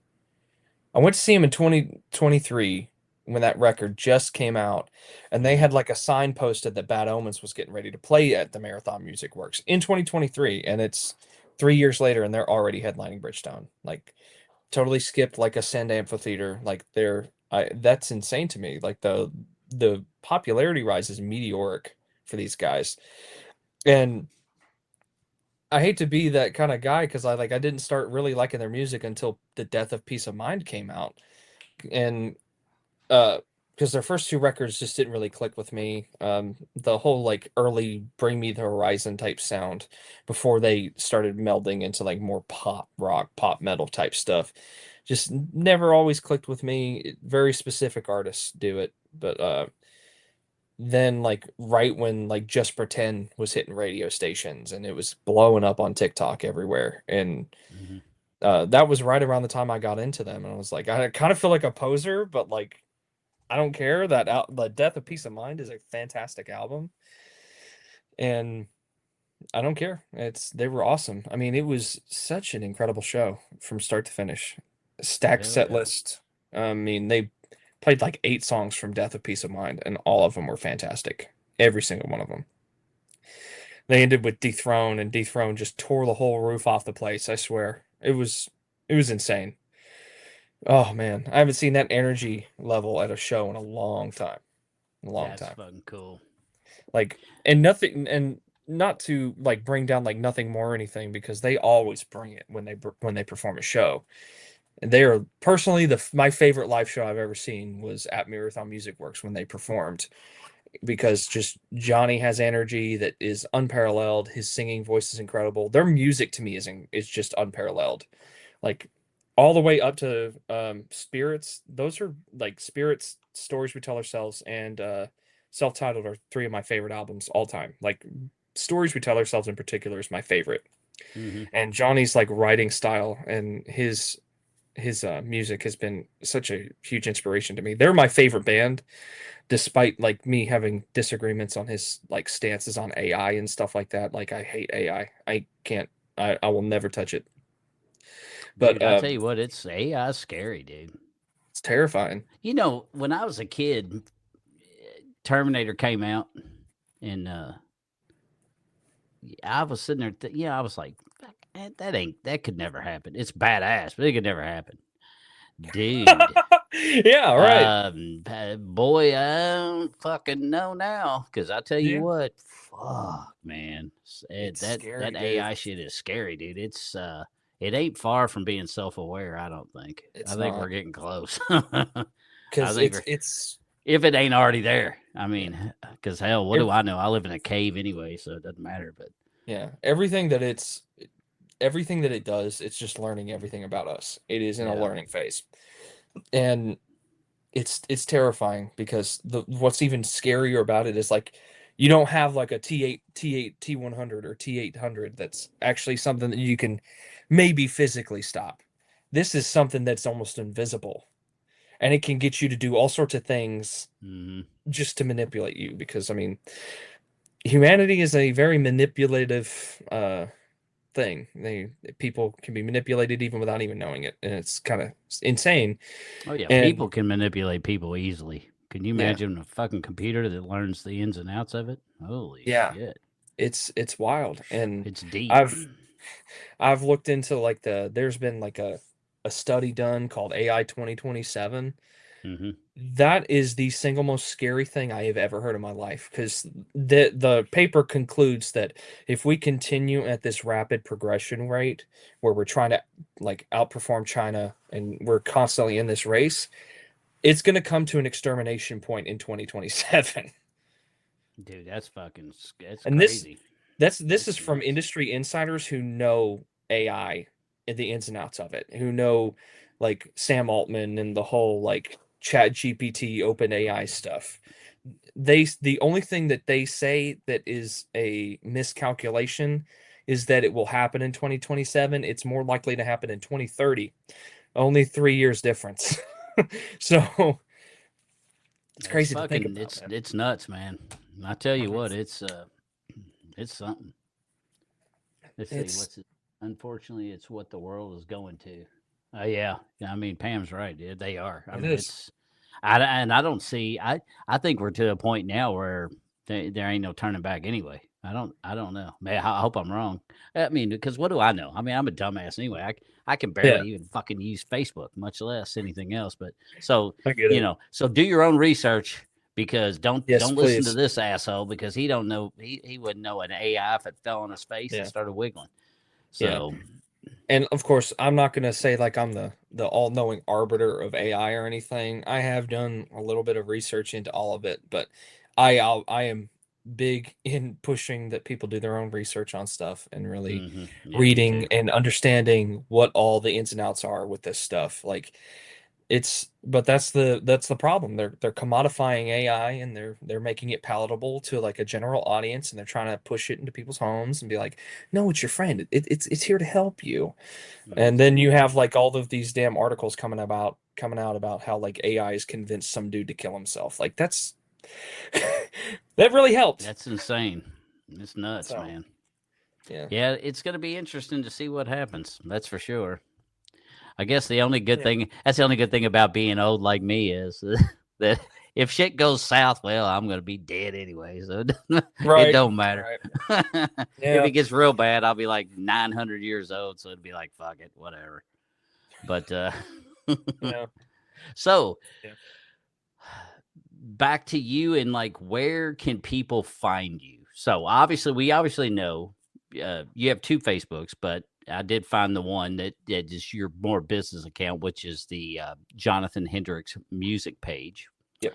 But I'm sure you're on other stuff. So where can people find you if they say they don't do Facebook? I actually don't have anything right now. I do need to create an Instagram page. Hmm. Um, I've thought about making an X account, but I got off of Twitter for a reason, and I'm not gonna do any of that ever again. Um, but just I'll post it on. I'll keep making accounts, and whenever I get to that point, like I really need to just sit down and do it. Like the hardest thing is just sitting down and doing it. No, It I feel really you. is. Well, But and it's like, baby steps. I mean, we all start somewhere. So yeah, you because you're getting your start now. You're gonna plume for yeah, sure. You're gonna be going to all sorts of shit like YouTube and yeah. Instagram and Kick and Twitch and all that other shit. I do So intend to make a YouTube. I need to do that as well. So that yeah, may be down the pike pretty soon. I don't know which is the best, but to me personally, just from a guy that don't know dick from dick, I really like Facebook and YouTube. Those Yeah. are my two favorite. Instagram, it's well, I like how Instagram, like anything you do on Facebook, you can automatically they'll just send it to Instagram. I do like that. Yeah. But Instagram is, I don't know. I'm such an idiot that it's like I wanted to delete something off my Instagram and it's still there. I have no idea I have no idea how to delete it. It's Yeah. like they don't make getting rid of shit easy, you know, No, they and don't. I don't know Yeah. why. I don't know why. It's almost like they don't want you to get rid of shit, so they Yeah. make it so damn hard. I guess I don't know. Either that, or I'm just that big of an idiot. They're One or the reeling other. you in. Yeah. Yeah, yeah. It's like canceling a subscription service. They like you can't just cancel Hulu. You have to like call their help desk and have to sit on the phone with somebody for 20 minutes. Be like, "Hey, look, I don't want this service anymore. Can you please just cancel the damn thing? I'm getting Yeah. charged for something I don't use." Like it they purposely do it just to keep you reeled in and interacting and whatever. And I've never been a big social media guy. Like I'll scroll through Facebook every once in a while and just like watch stupid reels and look at memes or something. I'm I just I just don't like doing it, and that's kind of Yeah. the hardest part of like actually trying to make social media accounts for to promote my music is just, putting myself out there and doing it because I don't post anything on my page. I don't post. I have an Instagram. I don't post anything on it. I don't do. I just. I've never found the appeal in it because I've always been a live in the moment kind of guy. Like Hmm. when I posted the video of the Bad Omens show, like I felt kind of bad because I was on my phone. If I'm going to a concert, I'm putting my phone in my pocket and I'm enjoying it because like the moment is there, I want to be in the moment. I don't want to like be stuck behind a screen Well, no, I feel in you. the moment. But you And only did one song, so you did a yeah, song to kind of say, "Hey, this is for remembrance," like yeah, a keepsake. My uncle's yeah. in here. He just made fun of me. He goes, "Yeah, I know for a fact you don't know Dick from Dick." Yeah, yep. Yep. You're right, Uncle It's like Denny. I sure the hell don't. that's what I love But about that's Tool what makes shows. my podcast is going to be fucking good, man. Is because I just don't give a shit. It don't have Yeah. to. I don't have to make it. So it's like I can do whatever. If I want to do a podcast at 11, I'll do it at 11. And people will be like, "Well, that's dumb." Okay, well, yeah, Huh? all right, whatever. If I want to do it at 8, I'll do it at 8. Okay, that makes more sense. Yeah, but it also is weird. Like I'm looking at myself and I'm like, this is the first time it's been that dark. Because even when I did Juice, I think it was for the time change. Maybe Hmm. I don't know, Probably. but I don't remember it being this dark. Like it's just bizarre. It's just I don't I don't know, know. but But yeah. But that's what I love about like Tool shows. They like and like I think they do it with a perfect circle too. Like the entire show you're not allowed to have your phone out. If they find you with your phone, they kick you out. And you oh yeah, spent $400 for a ticket and you get kicked out because you use your phone. That's yeah. but I mean they want you to be in the moment and like especially with a perfect circle, like some of their later stuff on Eat the Elephant is talking about the over reliance on technology and social media and things like that. But they will let you film one song. They will let you film the last song that they perform. And it's so funny that you say that because when Maynard had his birthday bash, um, I went with my brother. My brothers, we went to I forget where the hell we had to go to for it. It was Chattanooga, maybe. I forget, but anyway, they. It's funny you say that because they said that at the very beginning of the show. They said we no phones except at the end. We got one song. Then we want everybody to have it out and fucking have at it if they want to. But it was a great show because it was his Yeah. birthday bash, so it was a perfect circle. It was Pussifer and it was Primus.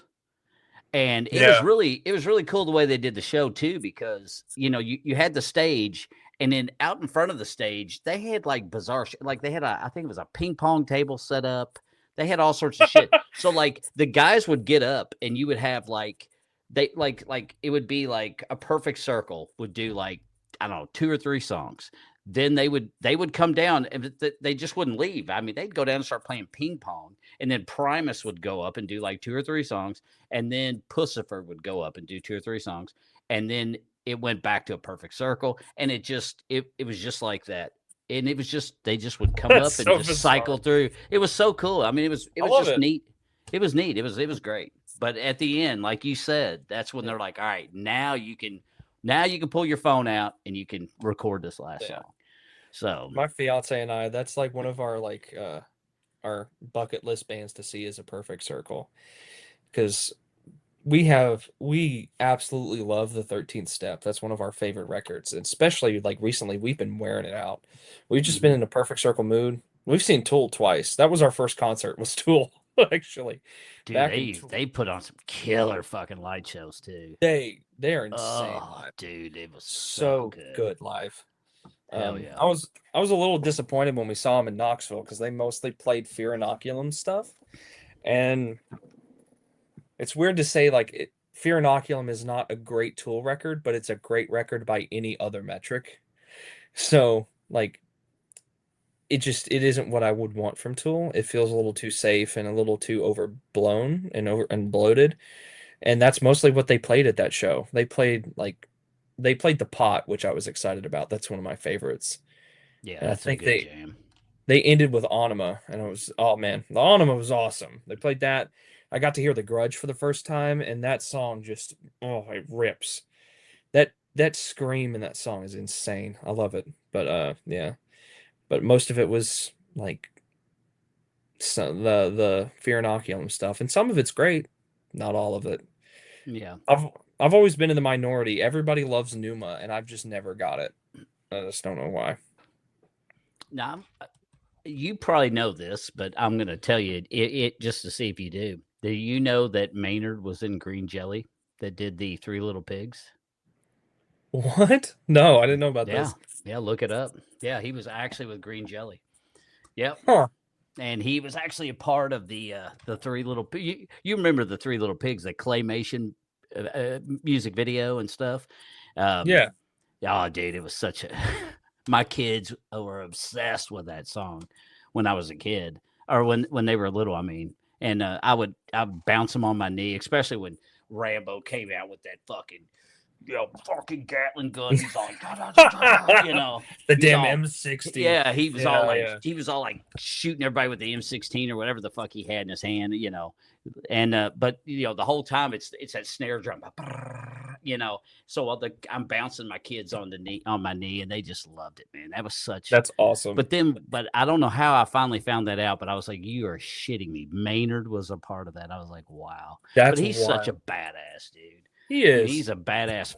He's badass in jujitsu. He's just Yeah. an all around. He's an all around badass dude. That's for sure. I've seen videos of like people running on the stage and him just bodying them entirely. Oh, dude. It's insane. Like the guy just he's And on he another don't even level. stop singing. He just I keeps know. He keeps fucking going. singing, like like sitting on them, like looking in their face, just like rah, just keeps singing. Like it didn't miss a beat, didn't get It's winded, like nothing. simultaneously the most unprofessional professional I've ever seen. It's kind of I wild, and I respect the hell out of that for him. I love the fact that he's always like in the back. That's mhm, always been his like mindset is like the band or the talented members. So I'm gonna let them shine, and I'm just kind of like the window dressing for him. But right, even though like I was telling my fiance this at the Bad Omens show, is like Tool is great because they are greater than the sum of their parts. right. They are all fantastic individually, but when they're put together, they're even better. Like that's I could talk about Tool forever if I Oh yeah, really me wanted too. to. Yeah, they're I really love them. good. They're really, really good. Yeah. Man, this has been fun. I mean, we've had Mhm. a good time. We talked Oh about yeah. you, we talked about your stuff, but then we got into this all sorts of fun activity stuff to talk about. I mean, I love talking about. I'm 52 and I love video games. I still do. I'm like a fucking kid. Yeah. My wife Same here. calls me one of her. I'm one of her three children. My wife, she does everything, and I just Yeah. exist like I'm the big kid. I'm the oldest, and then I Yeah. got our two sons they're they're below me, and we all Yeah. act like a bunch of idiots. But we play That's video funny. games all the time. But even before I used to play, man, it was really cool back when Xbox came out. You remember Halo? Oh yeah, Well, of course. that was my fucking jam, dude. I love that Yeah. game. I loved it. Well, when the Xbox first came out, that was when I actually first started online gaming. And I had two buddies from here, and then we had a guy from Canada, from the UK, from Boston, from Oregon. I mean, we Yeah. had guys and a mom and pop and son, so they were like Mama Bear, Papa Bear, and Killer Bear, and Killer they were Bear. all like in Oklahoma and stuff. And we had we played for like I don't know 7 or 8 years, like Damn. every night. And this before I had kids, and Yeah. especially once I had kids, it kind of changed. But finally, the people were like, "Hey, we're going to take a vacation. We want to come hang out for a day." Like even we had a guy from fucking UK. He had never been to America, so I was his first stop in Louisville Oh, for that's me crazy. and me and my two other buddies. It was like he made sure he came and hung out for a day with us before he Yeah. started his month long holiday. It was just I don't know. Video games are fun. I They love are. them. They're You know. like they're a great connector. Like when they're done right, they connect so many people together. And that's what's the beauty of them. It makes like a great community of just a Hell bunch yeah. of people who like playing a video game. Like and I've unfortunately never been a part of that. There's not a lot of people that because I don't typically play online shooters or online anything typically. Hmm. I've always been a story-driven guy. Like ever since I first got into music, I've always been like a storyteller, and I've been interested in like the stories that are told in video games and movies and things like that. But every once in a while, I'll get down with a good multiplayer game. Like I love playing Left 4 Dead. That Oh, game is Left 4 Dead was great, dude. timeless, Yeah, that was a timeless great game, game. That's a and I would really just good. play Yeah. it for hours and hours and hours, and I could still play it to this day and never get tired. It's always dynamic, it's always evolving, it's always fun, and I love it. But I do remember back in like when I was in school, like I think I was in about in high school. I wasn't really around when like the first Halo and the original Xbox came out. So like I was in the height of like the PS3 360 era. Hmm. That was my first console was a PS3. That tells me I'm a little too young, but whatever. But Yeah, you're a we lot used to younger than I am.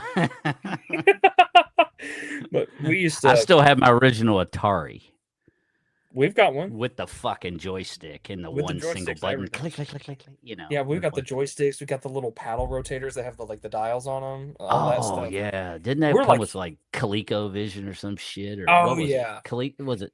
I can't remember what all in they were called. television, In television, television. Yeah. television. That's what it was. Yeah. That's like I said, Shania and I's thing, like video game collecting is our hobby. Like it's everything to us. Like that's what we put most of our money into, unfortunately. But Well, it it could be worse things. At least you ain't spending it on crack and all that other shit. exactly. So Exactly. you're at least But spending it on something enjoyable. yeah. I'm playing Helldivers right now too with my one son, my youngest son. Oh yeah. When he's not working, we get on and play Helldivers, and it's kind of an ode to Halo to a Yeah. degree. There's they have some. You can tell that some of the same creators definitely had a hand in that. So Yeah. Helldivers is fun, but it's I've hard wanted as to play it. it's hard as fuck, man. Yeah. I've Especially when wanted you to play. play it. Have you? Yeah, I've it's wanted to, I don't have anybody to play with well, typically. So and what's cool about it is you remember. Well, you may not remember because you're still a young pup, but it used to be they had the controller. It was the whole like left, up, down, left, right, the up, Konami down, down. code, yeah. Yeah, I remember it. well, Helldivers uses that Oh, for that's your sweet. different grenades. So like you're like running and you're like trying to fucking up, down, left, right, up, down, down, down, and then all of a sudden it sets to this certain thing, and then you throw it and it does something. So that was kind of cool too because it kind of gave you a nostalgic flashback to the way things used to be when I was younger. Yeah. But I mean, Oh, I remember all of the progressive consoles from Atari, and then you just kept growing and growing, and of course, when Nintendo came out, it was like, holy shit, what the hell is this? yeah, And revolutionized everything. It saved the gaming industry. it did, it really did. Yeah. And then when before Halo or Xbox, when PlayStation came out, I was just like, holy shit. This Yeah. even makes Nintendo. I'm like, what the hell is this? Like the graphics. And of course, now you look at stuff and it's like, wow, it is like as real as it gets. Yeah. I It's can't wait insane. to see this new GTA. I can't wait till that starts. Oh man, I'm so excited. Dude, that's going to be Like sick as hell, man. It's I going to be am. crazy. I have I love the Rockstar games. I just finished Red Dead Redemption 2 for the first time about Oh, dude, that is such a 6 months wonderful ago. game, dude. Oh The man. Red I Deads were so good, man. so amazing. Like Oh, the graphics, and I just love the whole Western fucking thing, man. me too. That was Like so badass, man. It sucks that they don't even, I mean, they don't even update it anymore. But I I guess they're know. not going to, especially since they're going to be dropping GTA, whatever fucking number it is, six It's or, all hands on or deck for seven or GTA whatever. 6. Is Yeah. it six? I couldn't remember what it Yeah. was called, but But I know like my kids already have it pre-ordered. They're like, "Are you going to pre-order it?" I was like, "Nah, I don't think so." But I am going to get it. But I'm just yeah, like, of course. It'll be I available. They're yeah. not gonna skimp out on making copies for that No, damn thing. hell no. And now But that like everything's digitally downloaded, it's like, why do you even need a pre-order shit? It's gonna be there. yeah. At Yeah, least maybe I get that. maybe it's not. I don't know. The whole thing I don't like about digital stuff is that you don't technically own it, and if they decide that they want to take the rights away from you, they can pull that game and you'll never own it again. Oh, that would That's what suck. sucks about it. That's why Yeah, that it's would so great suck having the cock. physical copies and stuff. I'm so vehement about Oh, physically collecting. It's a way of preservation kind of thing. bye, Pam. She's going to bed. She says, All "I right. feel like I'm eavesdropping on a phone call." Well, we did kind of shift gears and go from music to, yeah, but you know what? But that's the glory of a podcast. It's Yeah. things evolve and things change gears, but hell, we didn't. Neither one of us missed a beat. That's for sure. That's true. And I Yeah. guess I don't know. Let's see how long we've been on here. And well, it's almost a 2 hour mark, so I guess we can be getting ready to be wrapping this up. I don't even know what time it is now because it's so late. Oh, it's almost 10. Yeah, So, almost 10 for me. yeah, it's almost past my bedtime. Lisa's like, no. I don't know if your mom don't want us to stop or not. Wolf's getting GTA 6. Hell yeah, that's gonna be badass. Oh, I think what we should do is we should all get gamer tags together. Like, well, you know, all of us get each other's gamer tags, and then start fucking playing and playing shit. That'd be great. I'd love it. I've always wanted to have like people to play with. I've just never been able to because I'm always worried about getting on that online sphere. Like I played High Guard for 2 hours right before they like cut the servers short like last week or two, and I had a good time with it. I don't play that one multiplayer yet. games. I haven't played that. I have to look into that. You won't be able to. They shut the servers down. So it's done. It's done. Oh. They shut the servers down in 45 days. It was that big of a failure. God dang, seriously? Wow. Dude, that's the bad. Gaming industry is weird, man. It's going in weird directions, but well, with AI, can you only imagine? I can only imagine. Oh dear God, there's already been Christmas, man. There's already been a bunch of stuff with the AI thing. Like that's one thing I kind of like about Steam is that like if your game has any form of generative AI usage in it, you have to denote it or they will pull your game off their site. So, oh no shit. At least they're trying, like to some degree. I won't say it's a flawless system because, of course, they're not monitoring it. They don't check to see if all these games have it. They have to have like reports come in of it. But I mean, at least they're doing something. That's better than what anyone else is doing. Everyone else is just going gung ho with it. Oh yeah. Well, and didn't Elon Musk? Didn't he even say that? You know, he's like, dude, you need to be careful with this AI shit. You know, we're getting a little bit overzealous with it. He did for a while, and now he's like back down, and he's been fully funding the Grok thing, and he's been going heavy into it. No shit. I wonder what changed. I wonder if it's like a stranglehold, or if it's I don't know, or there's no telling, because it's not like he needs that money. I mean, god dang, he's got so much money. He probably wipes his ass with money. And just flushes it. I mean, he probably does. Yeah, he probably does. I mean, I wish I had that problem. Yeah, that'd be a great problem to have. No, me, I sit there and I'm like, damn, do I want to upgrade that combo meal? Because god dang, that's like an extra $2. Extra $2, yeah. It's like going to Whataburger and you're spending $15 on one meal for yourself. You're like, damn, that's a lot of money. But to be fair, you get a lot of food with Whataburger. That burger is huge. Yeah. And it is worth every penny. Well, and everything's so goddamn expensive anymore. I mean, it's unreal what shit's gone to. It really is. Oh, Pamela didn't leave. She says, she goes, I was just fucking around with you. She didn't leave. Pam. Did he say strangle hoe? Did I? Damn. I meant to say strangle hoe. You know, the old Ted Nugent song, strangle hoe. Not strangle a hoe. Strangle a hoe. Oh my God. I can't be strangling a hoe. I'm pretty sure they frown upon that, especially in podcasting.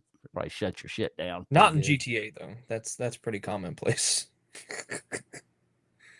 It's like with you two men talking about video games. It is sad, but but I love it. I don't care. I do. I don't care either. It's fun. I mean, you gotta have fun with life. If you're not like having some fun with it to whatever degree you're wanting to, as long as you're not hurting anybody, I think it's okay. I agree with you.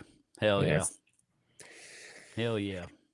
So I've always disagreed with like the whole idea that like violent video games or movies make you violent. Like, no, I don't think that either. I've been playing my whole life, and I don't want to kill nobody. No, hell no. I mean, like I don't metaphor. have no desire to hurt a motherfucker. I don't even hell. I got into EMS and I used to hunt. I was an avid hunter. Mhm. I used to love it. Got into EMS and then finally I just one day out of the blue I was just like I don't feel like killing anything. And Yeah, I guess it was the job. The job was to heal people and help people. It wasn't to take a life. So it just totally changed the way I'm just like, there's really no sense of me even hunting anymore. It's not like I need to. If you had yeah, to, that's one thing. But it's like hell. I don't need to. So why? yeah, I just lost the desire. It's just weird. yeah. I understand it. I mean, I get there. I've been there. Like there was a, ironically enough, there was a period in my life where I just lost the desire to like do music.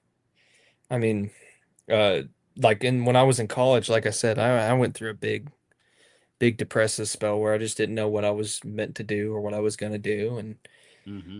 I kind of just I let it go to the wayside. I filled that hole with film, and I got into big into film, and then I moved into video games again. It's all come full circle. It's like it all goes through cycles. Like it started with music, and then it went to video games, and then film, and then music, and then video games, and then back to music again. It's like, uh, so which kind of like when I think about it and word it that way, it kind of makes me think like, oh yeah, I'll never really truly escape that I have that love and that admiration for those. Yeah. But it wasn't until recently that I've actually tried to cultivate this music thing in a way that I haven't before. Like I've always just gone to open mic nights and just hope somebody would find me, like it's some movie or something. Now, And how it's many nothing to open do. mic nights have you done? Oh man, back in the day, I used to do them all the time. Did you? Like, What they yeah, let you do like one song at a time, kind of like they do with karaoke. You put your name in, and when it's your time, you can go perform. Except you're yeah. doing it with your instrument, or was it always kind of more karaoke based, where they provided the music, you just sang? It was more of like just you get up there and you perform and like you play with your own instruments and things like that. That's Like back in cool. the day, there used to be a restaurant called Mulligan's. I don't even think it's there anymore that I used to perform at like every Monday night religiously after school. Hmm. And it never really got me anywhere. Then like I would do stuff at open chord and they would play like you'd let you play like three songs, and that was back when, like I said, when my music really sucked. There was nothing there to actually like push me forward, and now I'm Right. actually at a point where I feel comfortable saying like, okay, this is good enough to for people to like digest. Right. And and I'm not gonna lie, I am always worried about what people will think about stuff. Like it's when people tell like I always think it's kind of strange when people are like, oh yeah, you don't need to care what other people think. Like part of the job is you got to make sure that people like your stuff because you don't Yeah. have a career if people don't like it. And I mean, I get it. There's going to be haters and people who don't like stuff. That's totally fine. But like it always weighs on my mind a little bit, and I'm just in a way of being honest about it. And Yeah. I preferred like if I ever have any sort of like thing that I'm feeling deep inside, I need to communicate it. So and that's why I have such a great relationship with my fiance is that we communicate everything that we're feeling, everything that we're thinking. We communicate it with one another and we address the issue or whatever we're having, and it's resolved like that. And that's kind of because of her, I've made that like my like mode in life. Like if just be honest about yourself and be honest about things, and things might actually start getting better, and they have. Like if I've just been so sick and tired of being put in situations where I've had to hold things in for so long, and then it builds like this resentment, and then you start not being able to hold your tongue anymore, and you start lashing Hmm. out in more violent in ways. So I've always just said, you know what, if I have a problem, I'm going to voice it in a controlled and calm manner when things happen, and that way the issue gets resolved. So that's kind of why I said things like just being worried about what people think.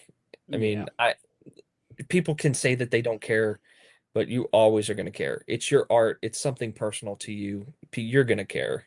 Oh yeah. And Well, it's hard, especially if people say shitty comments. Now, it's one thing for constructive criticism. I get it. yeah, It's like good.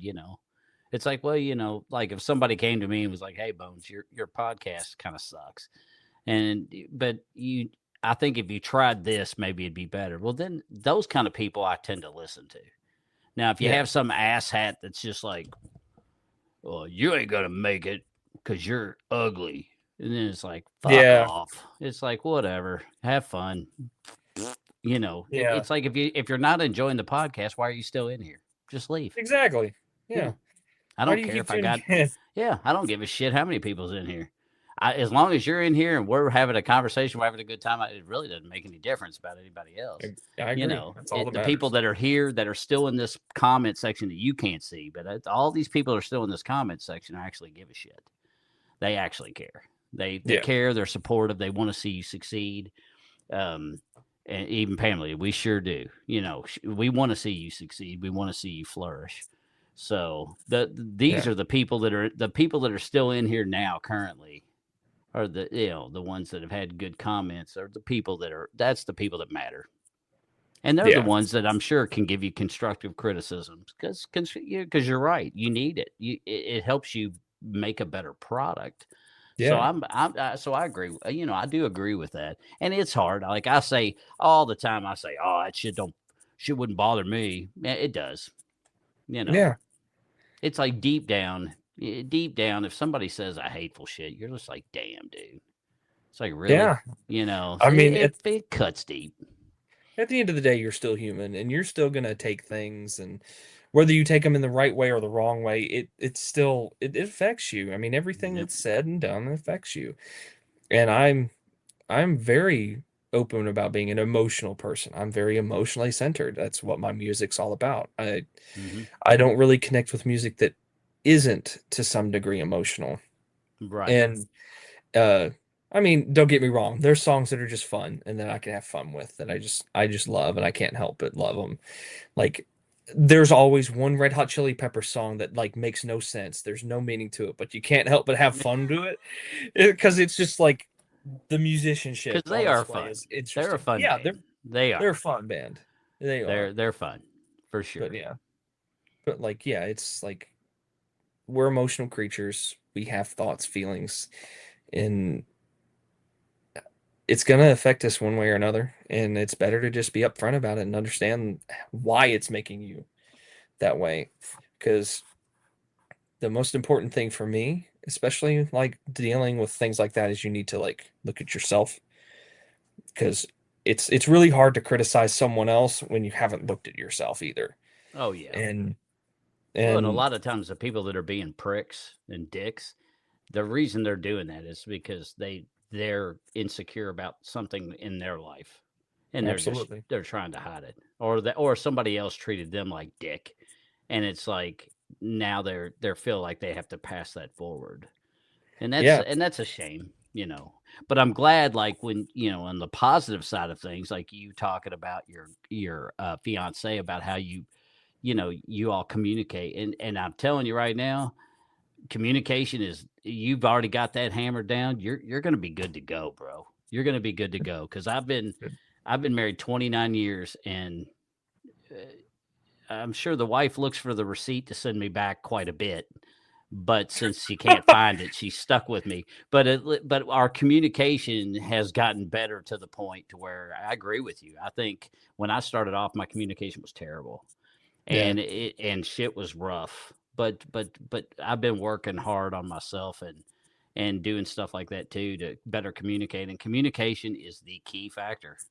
If you're 100%. Every time. communicating, you can get through anything if you communicate. It's when you Yeah. stop is when there's a problem. Yeah. So it sounds to me like you're on a good playing field. So I wish Thank you you.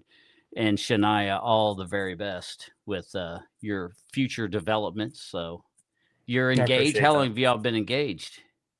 Oh man, probably about 2 or 3 years. All right, We and just there's nothing wrong with that. That's good. yeah, You're not rushing shit. That's good. yeah. We That's a damn good thing. our intention is to get a house first before we do any sort of like wedding or actual ceremony or anything, because we don't live together. That I live with my parents, she lives with her parents, and we see each other throughout the week and we make time for each other. Yeah. Um, like I said, she's my best friend. I can hang out with her all day long, every day if I want to. At least I feel that way now, and Right. until we live together. So we want to actually make sure we live together. And these past few days we've been on vacation together and we've pretty much spent every waking minute together. And Yeah. it's been a ride. It's been a good time. It's always a good time Well, and being with her. it's you talking about that. I mean, that's a good thing. That's a good thing to what you are doing. Why rush? Why rush into anything?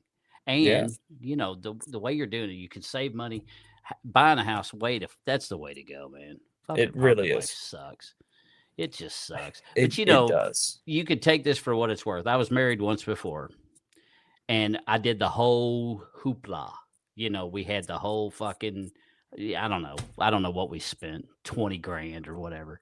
But it's like you had $20,000 on a 1 day hoopla, which, yeah, it would be fun and it's memorable, but it's one fucking day. It's like, and that marriage only lasted, a year. And Wow. the woman I'm with now, we met, we decided we're not going to do a hoopla. We went, got married down at the Fire Memorial in Louisville, which used to be a water fountain there. It's not anymore, but a big water fountain behind us, justice of the peace. My mother-in-law at that time had a part-time job working at a fucking limo place, so she got us a limo, and then we went and did a horse carriage ride in downtown Louisville after we ate, or yeah, I think we ate, and then we ended up having the reception. It ended up being at her mom's house in the kitchen. Everybody over, and they almost did like potluck where people just brought in fucking shit and we had all this food. I mean, our cost was so minimal for this wedding. Like my wife's wedding dress, she found it. I don't even know where she found it, but it was not like a traditional. So I don't even think it cost like $80, but it was a white Damn. dress and she loved it. But the thing, my point of this whole rambling bullshit is you can have the big hoopla, but to me, it's smarter to take that 20 grand for that 1 day of excitement and put that 20 grand on a house that Hmm. you're going to make a life out of. Yep. And you do that with her, and I guarantee you're going to be happy with that decision. Because I know I am. Yeah. And like I say, we spend hardly no money, no big ta-da of anything. It wasn't huge. And I'm still married to the same woman 29 years later. So there has to be something with that Yeah, besides there is. communication. There has to be something. Yeah, So, exactly. But yeah, we have talked about it. She's the one who wants to just do the like the courthouse thing and then just spend it all on the honeymoon. I'm the romantic one, the hopeless romantic who wants the big wedding. I don't know why. well, and I've if always that's your wanted it. thing, do you? Yeah. So Whatever I mean makes you happy. we may or may not do it. We put that whole thing on the back burner and focused on the house first. So Yeah. that's what we're Well, that's doing. not a bad deal. I know when I was younger, of course, back in the olden days, they frowned upon you doing the whole living together before marriage shit. They frowned upon Yeah. that. Like you were going to hell. You're going to die. We're all going to die if you do that. Everybody's Yeah. going to die. But the thing is, I honestly think the way y'all are doing it's smart because you're in maybe a little bit different boat because y'all been engaged for a while and you've been together for 7 years. So that helps. But it really does make a big difference when you go from doing the whole showing your feathers, trying to impress the woman, and you don't really know them. But once you start living together, that's when everybody's true colors start coming out. Every And, time. and their little nuances of things that they do, whether it's the way they brush their teeth or the way that they leave the toilet seat up, or, it's like there's all sorts of nuances that Yeah. cause problems, and it's like you don't Every really time. see that shit until you start living together. So I think living together personally, I think it's a good idea because that way, before you actually tie that knot and commit completely, that, yeah, this is the person I want to be with. So, Yeah. and it sounds like you all are well on your way. So I congratulate you. I Thank you. congratulate both of you on that. And I wish you all Thank the you. very, very best. Communication, keep it up because that's good. That's key. You're going to do just fine. But I guess we can get ready and wrap this up. We still got a lot of people in. Hell, there's still 9 people in. And we've been 2 hours and 8 minutes. And we've talked about all sorts of shit. Talked about your music, but then we busted out in video games and other concerts. And I mean, hell, I could talk to you for hours about just all sorts of just random shit. Because I'm like a squirrel. I can't, I see something shiny, I'm like, ooh, and I can totally change gears. Dude. I get it. You feel me? Yeah. Yeah, that's how it is with my like friends at work, like, or my buddies, like people I work with, my employees. But like I call them friends because we all get along really well. Like we'll just be talking about something, and then just something else will piggyback off of that or whatever. It's just there's no cohesion to the conversation, and like they'll be like, "Oh well, I want to come back to the conversation. There was something I had to say," and then just you forget about it all later, every time. So it's all good. So everybody out there, this is if you're still here with us, we thank you for hanging in. It's this is Jonathan Hendrix. You go to Facebook, go to Jonathan Hendrix Music, and I want you to smash that like button and smash that follow button. Show him some love. We all need it. Everybody starts at ground zero. He's no different. I'm no different.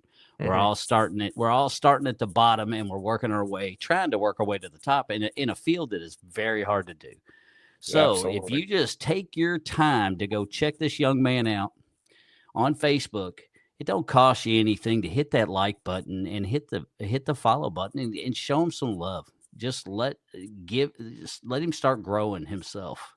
The more people that do that for him, that's going to help him immensely.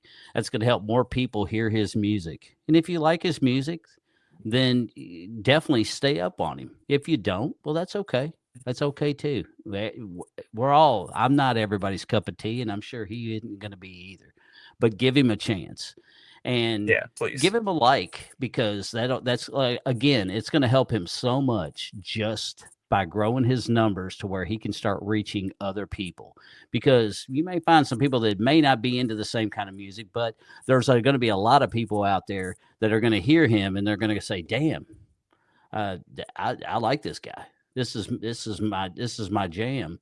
And you may find a diamond in the rough. So take the time to just give him a like. It ain't going to kill you to do it. Just give him a like. Same with me. Help the podcast out. Please. Thanks again for Mike Clacy for the 500 stars.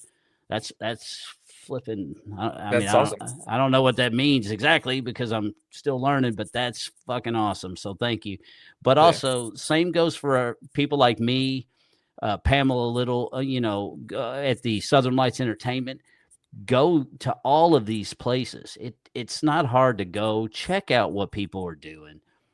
Pam's, we all spend a lot of our own hard-earned money and time trying to grow ourselves. So reach out, hit the follow button on everybody. You can check me out on Bones Enterprises LLC, period. You'll see my ugly mug at the top, and you'll see the logo that's over top of Jonathan's head as the round circle. So you'll know it's me because I'm not certified yet because I can't seem to want to pay that kind of money per month yet. Cause I think it's like 15. I think it's like $15 a month. I'm like, you're fucking high as hell. Just for a check mark. Yeah. Just for a check mark. It's like there you go. There's my check mark. If you're not sure it's me, then shoot me a message on Instagram or Instant Messenger, whatever the hell it's called. And I always try to respond. But I'm very, very blessed to have had Jonathan on here with me. I had a great time, brother. I had a great time. Thank you. I did too. It was awesome. I love talking about the other stuff. So I think we had a killer show. And if anybody else don't think so, then they can all piss off. I don't really care because I thought we had a great show. I wish you the very best. I can't wait to meet you in person. I want to shake your hand and actually see you in real life instead of just what I'm doing right now. But that's going to come soon enough. So remember, everybody, he is nominated for several awards. Hell, I didn't even do my research right, and I missed two of them. So he's Um, nominated for, I think it was a total of 5 awards. 5, yep. You can find him again on www.southernlightsentertainment.com. Go there, hit vote now. You'll see the list of all the people. Go through everybody. Take a day and just enjoy yourself. Just click on a name and search for them on Facebook. There's so many talented people on that list. I mean, it's unbelievable the amount Yeah, of lists that's on there. Check absolutely. everybody out because he does stuff with the collective, Mark Bees and Juice and Cleveland and stuff like that. I mean, there's so many bands. I haven't even got a chance to look at them all yet, and I'm going through them. And every day it seems like I've picked somebody else, and I'm like, damn, they're good too. So there's a lot of good artists, a lot of good music. Check them out. Vote now, vote often. Show him some love. Send him some votes. It don't cost you nothing to vote. You can vote every day if you want, all the way up through September. Then we're going to count everything and tally it up. And then November 14th, Oak Grove Theater in Oak Ridge, Tennessee. I'm going to be able to see him in real life. We're going to have that award show. He's playing 2 songs during the award show, Yep. and yours truly is going to give out a Entertainer of the Year award. So I hope I don't fuck that up. But I'm looking forward to coming out, setting up having the podcast stuff out there and seeing all the other podcasters out there, because there's a lot of good podcast people that were nominated. Yeah. So there's definitely check out Wolf Bear podcast. Definitely check out What's Up World's podcast. 901 Memphis. I mean, there's so many. There were so many, and I'm sure I'm missing some because I'm trying to do this from memory. And at 52, I think I'm starting to get a little dementiated. So I'm lucky I remembered that much. Happens to all of us. So have a good night, Val. It was great seeing you, honey. But Miss Kelly, I missed you. But thank you for showing up, Miss Kelly. She said, I very much enjoyed listening to you both. Well, thank you, Miss Kelly. I No, really thank you, appreciate Kelly. that. Yeah, that was very, very nice of Miss Kelly to stop in and say hi. So we appreciate everything she's done. And John Hendrix. Now, who's John? That's obviously somebody to you. Is that your dad? Yeah, that's my Yeah. dad. He said, my dude. Did And he I put love, the 3 dots before it? yeah, he put the 3 dots before it. He does that for everything. Everything he posts on Facebook, whether it's a comment Has the or a 3 post, dots. 3 dots. See, I that's his think mark, man. That's his mark. it is. I think he says I can't, I may be wrong about this, but he says like because everything I say is just one continuous thought. Well, I It's love how he great. called you my dude, because my youngest brother, and I love it, so I say it all the time. But my youngest brother, he always, when he sees people, he's like, "Hey, what's up, duder?" He's always duder, Oh duder. yeah. Well, I love duder. I'm just like, so now I'm like, "Hey, what's up, duder?" Hell It just yeah. sounds. I don't know, duder just sounds. To me, it Yes, sounds fun. it does. It's a But good word. anyway, is there anything else you want to tell any of the fans, or out there, or anything else that you want them to know that is about you, so they can check you out? Um, I think you covered it pretty much. Just check out the Facebook page. All of the songs that I've performed are on there. Everything. And please keep checking back. I will be posting more regularly here soon. I keep promising to do that, but life gets in the way and there's things I want to do, and I just don't think about posting on Facebook. But I think I'll be trying to post some of the original stuff that I've got Mm-hmm. straight to there. I've got a couple of songs that I've recorded like 6 years ago. I've been toying around with like putting on there. Um, I do want, and another thing I want to thank Pam for. I forgot all about this till just now. She had a radio station for a while that I think got defunct for some reason. I can't remember why. And she had put a couple of those songs on there. Mm-hmm. Two, there was an instrumental version of a song called Monster Victim that has it has lyrics and vocals recorded for it. I'll probably be posting that soon. That's one that I'm probably going to try and play at the show this weekend. Another song called Choke, and I did a cover of I Will Follow You Into the Dark by Death Cab for Cutie. And she pretty much boosted all that stuff out to all sorts of different people. And I wouldn't really be here if she weren't actually putting the effort forward. And if I'm honest, she's put more effort forward than I really have. And so I need to step up and get to her level. So Pam, thank you for everything that you've done for me. It's awesome.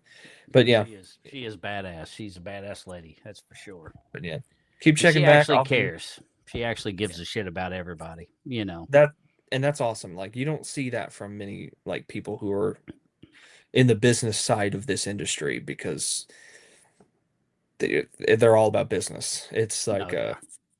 I've had I had a particular person tell me like you can't get too emotional. The emotion anything emotional gets in the way of business. I'm like I'm a human being. That is my business. Well, if I've got to be that, if I've got to do that to make it, and it's got to all be about business, then what's the fucking point? Exactly. I mean, that's no fun. That's just Yeah. like, just like doing the podcast tonight. I mean, we did it tonight. Why? Well, it worked out best for you. I mean, you went to the Omen show. So you, by the time Bad Omen ended and you drove back, I mean, it was probably early wee morning hours. You weren't going to be ready. So this We got back out, at 3 in the worked out morning. really good. Oh yeah, you would have been worthless. Dude, I But was dog tired.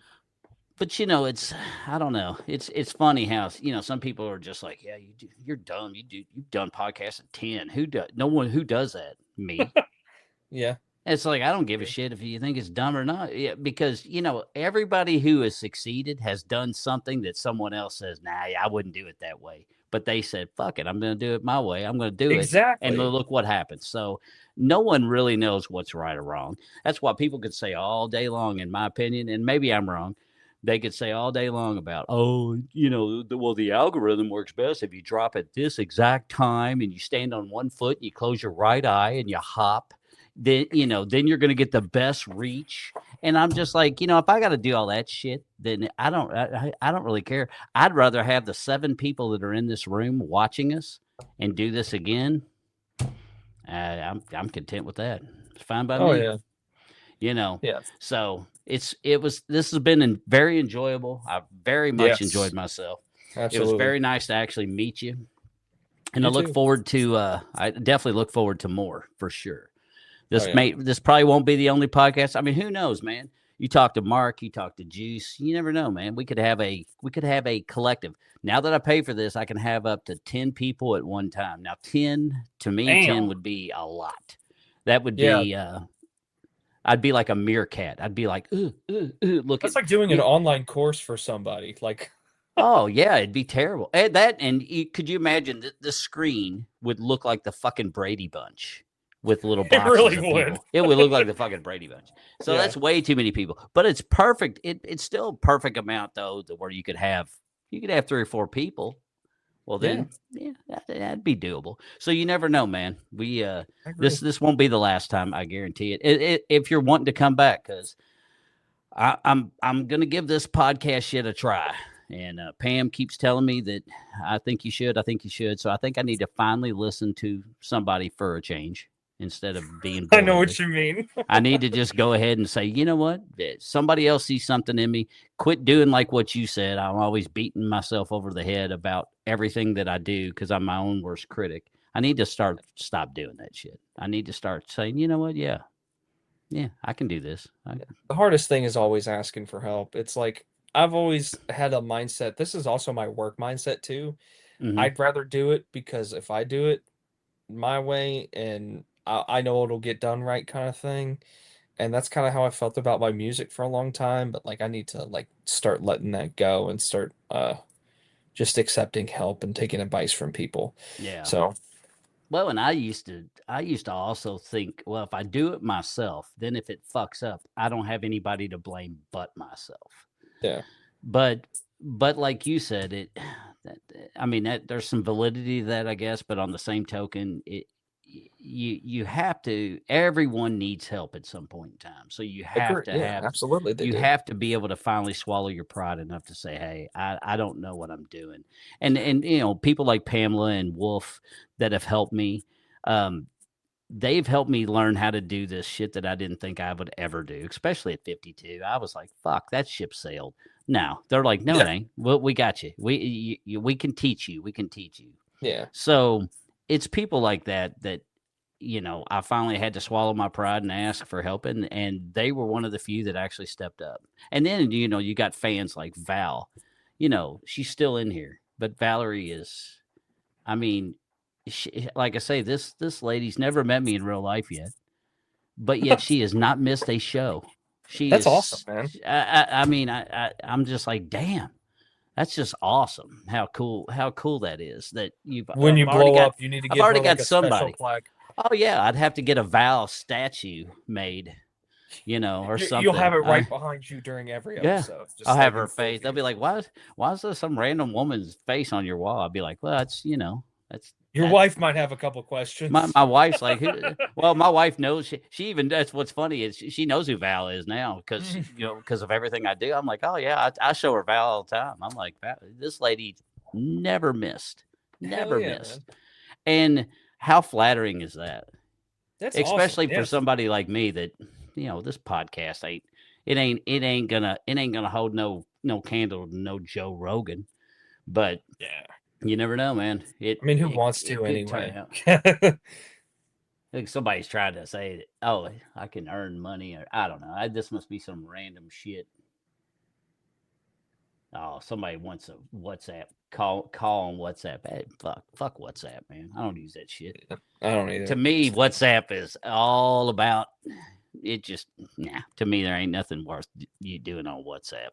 Everybody asks that shit all the time. They're like, "Hey, what's your WhatsApp?" I don't have one. Don't have one. Yeah, I don't want one. I don't know. That's another fucking password that I got to remember. And I already got an iPhone full of fucking. I'm surprised I don't have to have a password to take a shit yet. But I'm sure that's coming. Oh. If AI keeps going, the next thing you know, there's gonna be AI toilets. You're gonna have to, give a stool sample to even use the damn head. Yeah, like you're already going to restaurants and you have to ask for the key for the door so they can take a shit. Yeah, because all the crackheads go in there and fucking overdose. My God, man, yeah. That's they ruin it for everybody. I used to make a bunch of them motherfuckers, man, all the time, man, reviving people in bathrooms. Kroger bathrooms are the worst. I don't know what it is about our Kroger. It's like people want to get high and they want to go to. Maybe it's because there's food there, I guess. Maybe. But they want to go get high in the bathroom and then I guess go, like get a bunch of fucking snacks. But the problem is they never make it to the snacks because they always overdose. And then they're laying on a shitter floor like that. I'm like, ugh. Pass out. Oh God, man. Yeah. Thank God I didn't get into that shit. Fuck. Oh yeah, me too. God dang. I thankfully have two parents who are very, I think they have over 30, 35 years of sobriety for both of them, like that's each. Awesome. So they put a lot of that stuff into me to make sure that I don't touch that stuff. That's good because that shows how good they are. Yeah. I owe a lot to them for that. I really do. Because that's one thing you don't want to get made. And in this day and age, God dang, man, you get a hold of some stuff too, and you won't know it. Like you don't know what you're getting. Like even you can't even buy weed anymore. Like back in the 70s, you could probably buy weed from anybody, and you knew you were getting weed. Yeah. But now you don't know what you're getting. Now they mix that shit with everything. It's like it is so dangerous anymore. I wouldn't. And I'm just, and my knowledge level on that stuff is just non-existent because I've never even smoked a cigarette. So never even drank. The hardest thing I've ever drank was like a damn Coca-Cola. So I've stayed completely away. Like you could tell me, I would be like, somebody's like, oh, what kind of weed do you want? I'm like, isn't it just weed? Yeah, they don't have that anymore. What? Oh, I didn't even think about it. This may be a source. This may be a sore subject. I didn't even think about that. I just realized something. So I will change gears. Okay. Yeah, we'll change gears. But anyway, I totally didn't think about that. There's a reason. I'll share with you sometime. But anyway, two and a half hours. I think this is a good time to wrap up. It's definitely getting close to my bedtime.